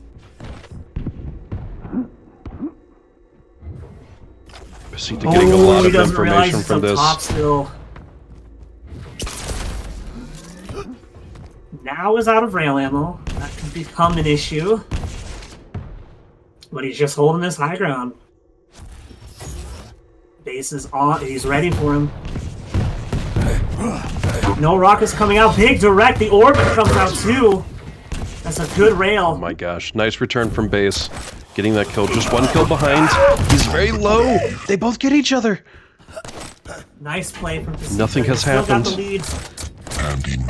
Oh man, that's crazy that he used the orb to get the heavy. I did not expect that. And Base getting the railgun and the armor down there. And PASITA's gonna be set back up in his old ways here. He's got top, he's got the heavy. And he's ready for Base. He's trying to go for a real cheeky rail here. Oh, he doesn't misses. get it. Oh, he goes up. The jump pad is super aggressive. Oh my gosh, Does it an didn't insane amount of connect. damage. And he's not ready for this. Oh, but PASITA misses. Doesn't get that spawn punishment. Oh, he gets it there, though. Oh, nice! Just trying to check the stats real quick. Base is still super low. One rail can take him out. PASITA trying to zone him out here. He's done so much damage, though. He should get this heavy. He might get railed, but... And he's gonna leave it up. Oh, such a narrow miss. And Base is back up to 100 here, so PASITA's got to be a little bit careful. Don't want to give away too much free stack here. Base can definitely make a turn around real quick. Nice rail. And he retreats quickly. Not going to sit there and get too greedy about it. Knows where he is because of the turret, and he gets the rockets. Nice. 3-kill lead for PASITA going in almost to 2 minutes left. What is he doing? Who Is he doesn't just know? holding out the gauntlet? All right. That was good positioning from Base. He wasn't trying to do damage. He just wanted to make sure where he was so he knew what he could get. And he's got a lightning gun and a rocket here, too, so... He's gunned up. He's spamming that doorway. Does not want PASITA to push him. Oh, nice ride. Base does have the orb, but he's very low, and the rocket jump comes out. Base will die. Very nice. 4 frag lead, 2 minutes left. It's been a huge game from PASITA so far. Yeah, he's played it really, really well. And Daze is just keeping that orb in his pocket still. He's not using it. Oh, there it comes. There it goes. Finally comes out. Oh, but it was not worth. Oh, and he calls Daze already it. calling it. GG. Well played, PASITA.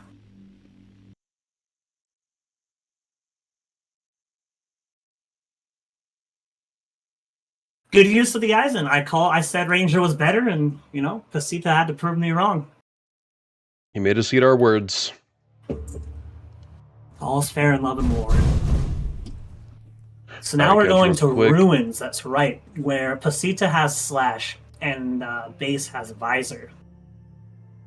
Okay, And this is a good map matchup. 4, Visor map isn't 4. as fast as Slash, but he's You much guys got faster predictions than the already other going mediums. out. And he's got the what's the official word for it? Vision. He's got the wall axe. But Slash is Slash. She's hard to hit. She's fast as hell. In the hands of a good player, Slash is one of the most annoying champions to have to fight against. So, I feel like this is still pretty even. It's Sarnath is a good map for Slash. Visor is kind of a classic pick on Sarnath as well. So yeah, but maybe, you know, I would say, God, I don't know if I can give an advantage to a champion here. I feel like this is pretty even. On paper, Slash should be better, but given that it's Base who's playing the Visor, it's kind of hard. Why do you think Slash has the upper hand? Does the drone or having the drops for Visor, you don't think that gives him any advantage here?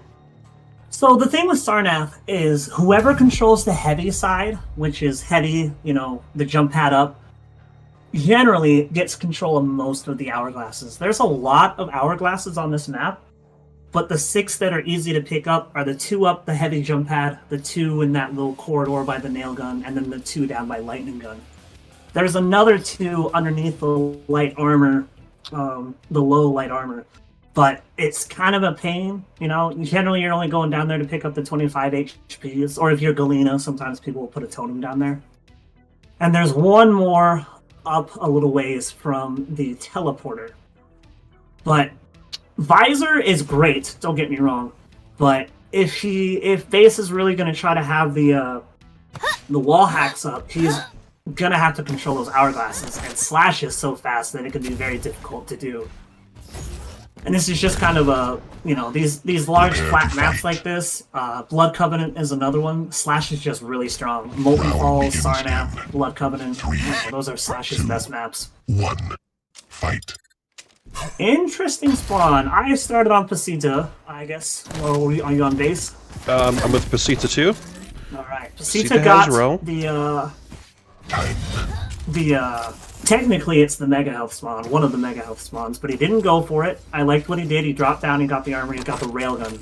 Mega's actually still from up Base, here. but he goes in, not realizing Base is gosh. there. Massive rockets coming out from Base.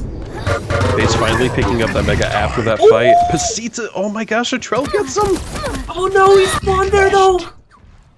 That's a crazy spawn. I think he was just barely far enough away for Base to get that spawn, so Base does get the heavy, and he got the railgun.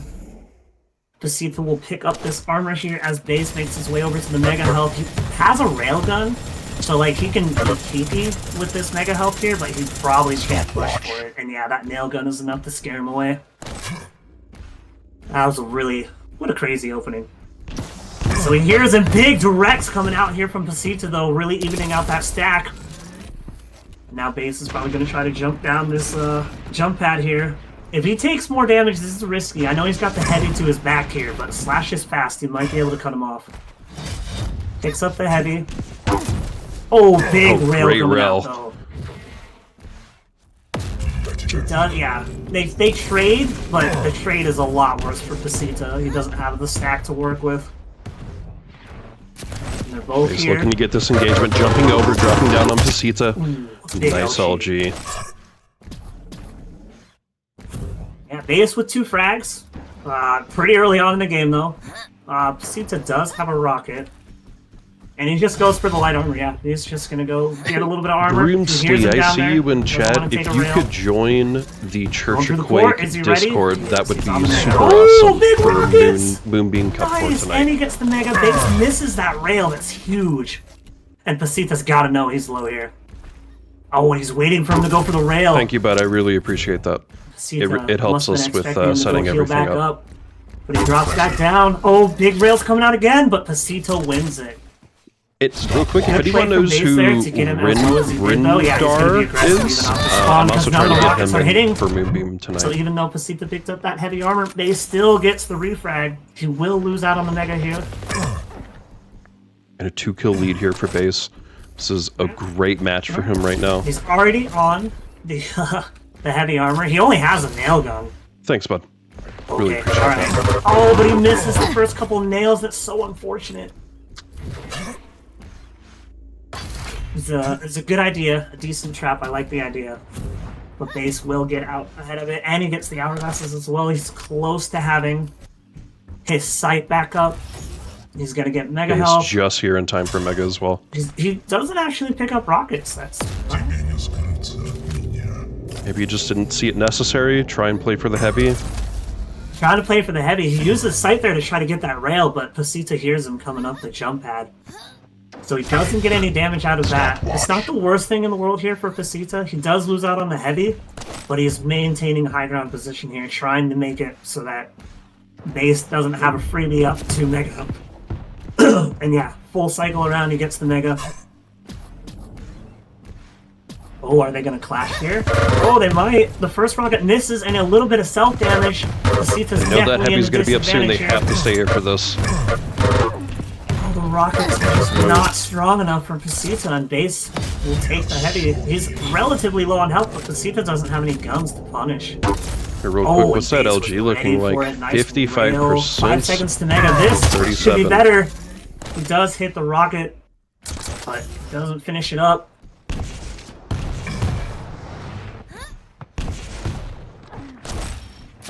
He's got a rail. He's got to hit everything.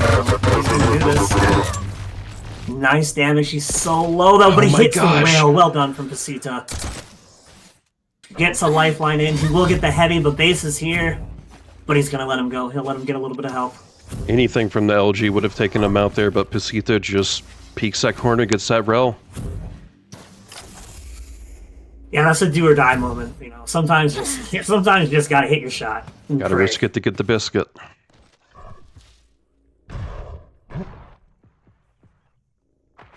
Oh, here, PASITA hears him. Bad first rocket from base. He's trying to back out. It's a pretty big miss from both of them. PASITA will get the heavy. Base will have timing on it. But he doesn't really have a lot to work with. I don't know if he's going to risk getting a lightning gun before trying to defend for this, but the sight lets him get that rail to even the stacks back out. And PASITA trying to work his way in here. The rockets aren't really that strong, but that one is, and so is that one. Big rockets from base. But the whole 1 HP. Just barely scrapes by. He's got 2 seconds for this heavy. Oh, but PASITA's not going to push him. All he had to anything, do was anything. Yeah, 1 bullet. He must have thought that he got a bit more of a stack at some point in time. Yeah, that's where showing too much respect can kind of bite you. But he does hit that rail. He's probably forced base off the mega. You always want to here. keep that pressure And up just a little bit. Which he won't. That's smart. Doesn't want to, you know, die for free getting 2 rails up the jump pad. Oh, but he's being aggressive. Big rocket. Nicely done. And he died before that rocket hit, so PASITA doesn't take that direct. And PASITA with another 2 good rockets. Well done. Only 3 frags. He is low. And he just grabbed the heavy. So that was a pretty costly frag, and that's a big rail to miss. Oh, these rocket splash damage. He's got to be careful. Yeah, he can't. Oh, but he goes up the jump pad. Oh, but he hits the rocket. I thought he was going to go down for those health bubbles for sure. He finally does. It's nice that he hit that direct rocket, but base is going to get... Oh, he's going to push! PASITA, this is super crazy, and he gets taken out by base. It was a nice, valiant attempt, but just not going for him in the end. It is crazy that he pushed. I did not. There's no way. That's a risky play. He is kind of getting down on time. 4 frags is a decent amount on this map. Hits the Mega. I think he already has a railgun. Well, now he definitely does. Oh, but the sight doesn't do anything. The rockets still connect. Oh, but PASITA's just not landing his rockets either. Base is not going to push for the heavy here. He might just try to play clock at this point. He's got a decent amount of a lead. And nobody's hitting the rocket, so he hasn't really been punished. Oh, he knocks himself off. He's going to drop down. Good rail from PASITA. Oh, finally. All right, She three has frags. Mega to work with, too. He's really got to hit these rails, man. Oh, missing all of them. All three of those rails. He does hit that one, but I mean, base has a decent enough amount of stack here. Just these got and out of position now for the heavy as well, being a little greedy for those rails. Picks up the shard, but base actually has stack advantage here. He doesn't have a rocket. It's not gonna matter. Just back up to a 4 frag lead here. 2 minutes. PASITA calling it. GG's. Wow, what a game. A good series. Good games. That Vale is really, really nice.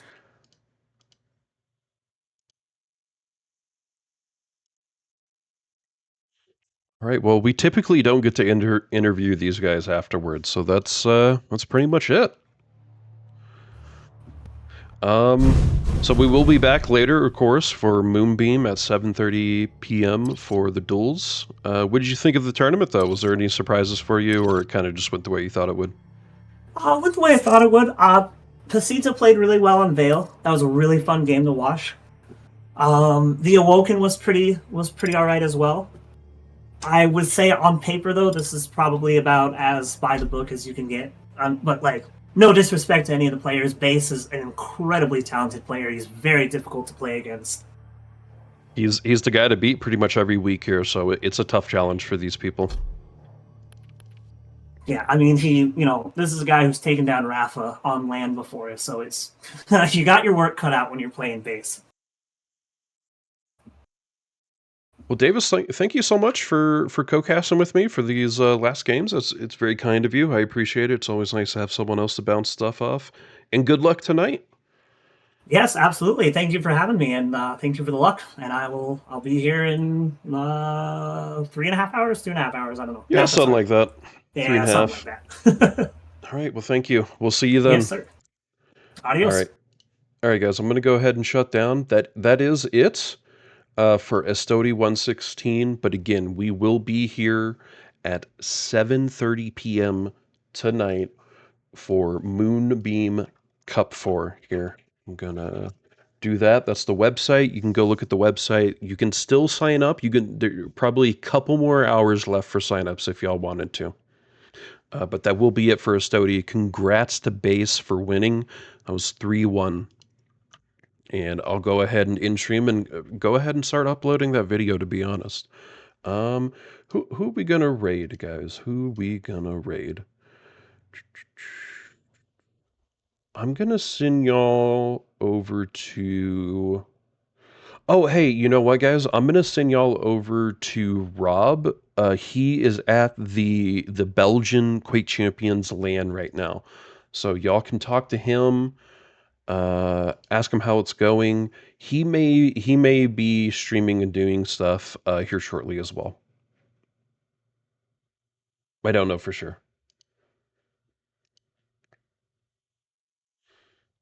All right, guys. I'm going to start that raid over to Rob. I can see him in that land environment. Oh, it takes me back to QuakeCon. I miss it already, guys. Yes, the Fragomatic Land of It. There's a duel tournament there, and Sapphire is sponsoring it with GPUs to give out. So check that out for sure.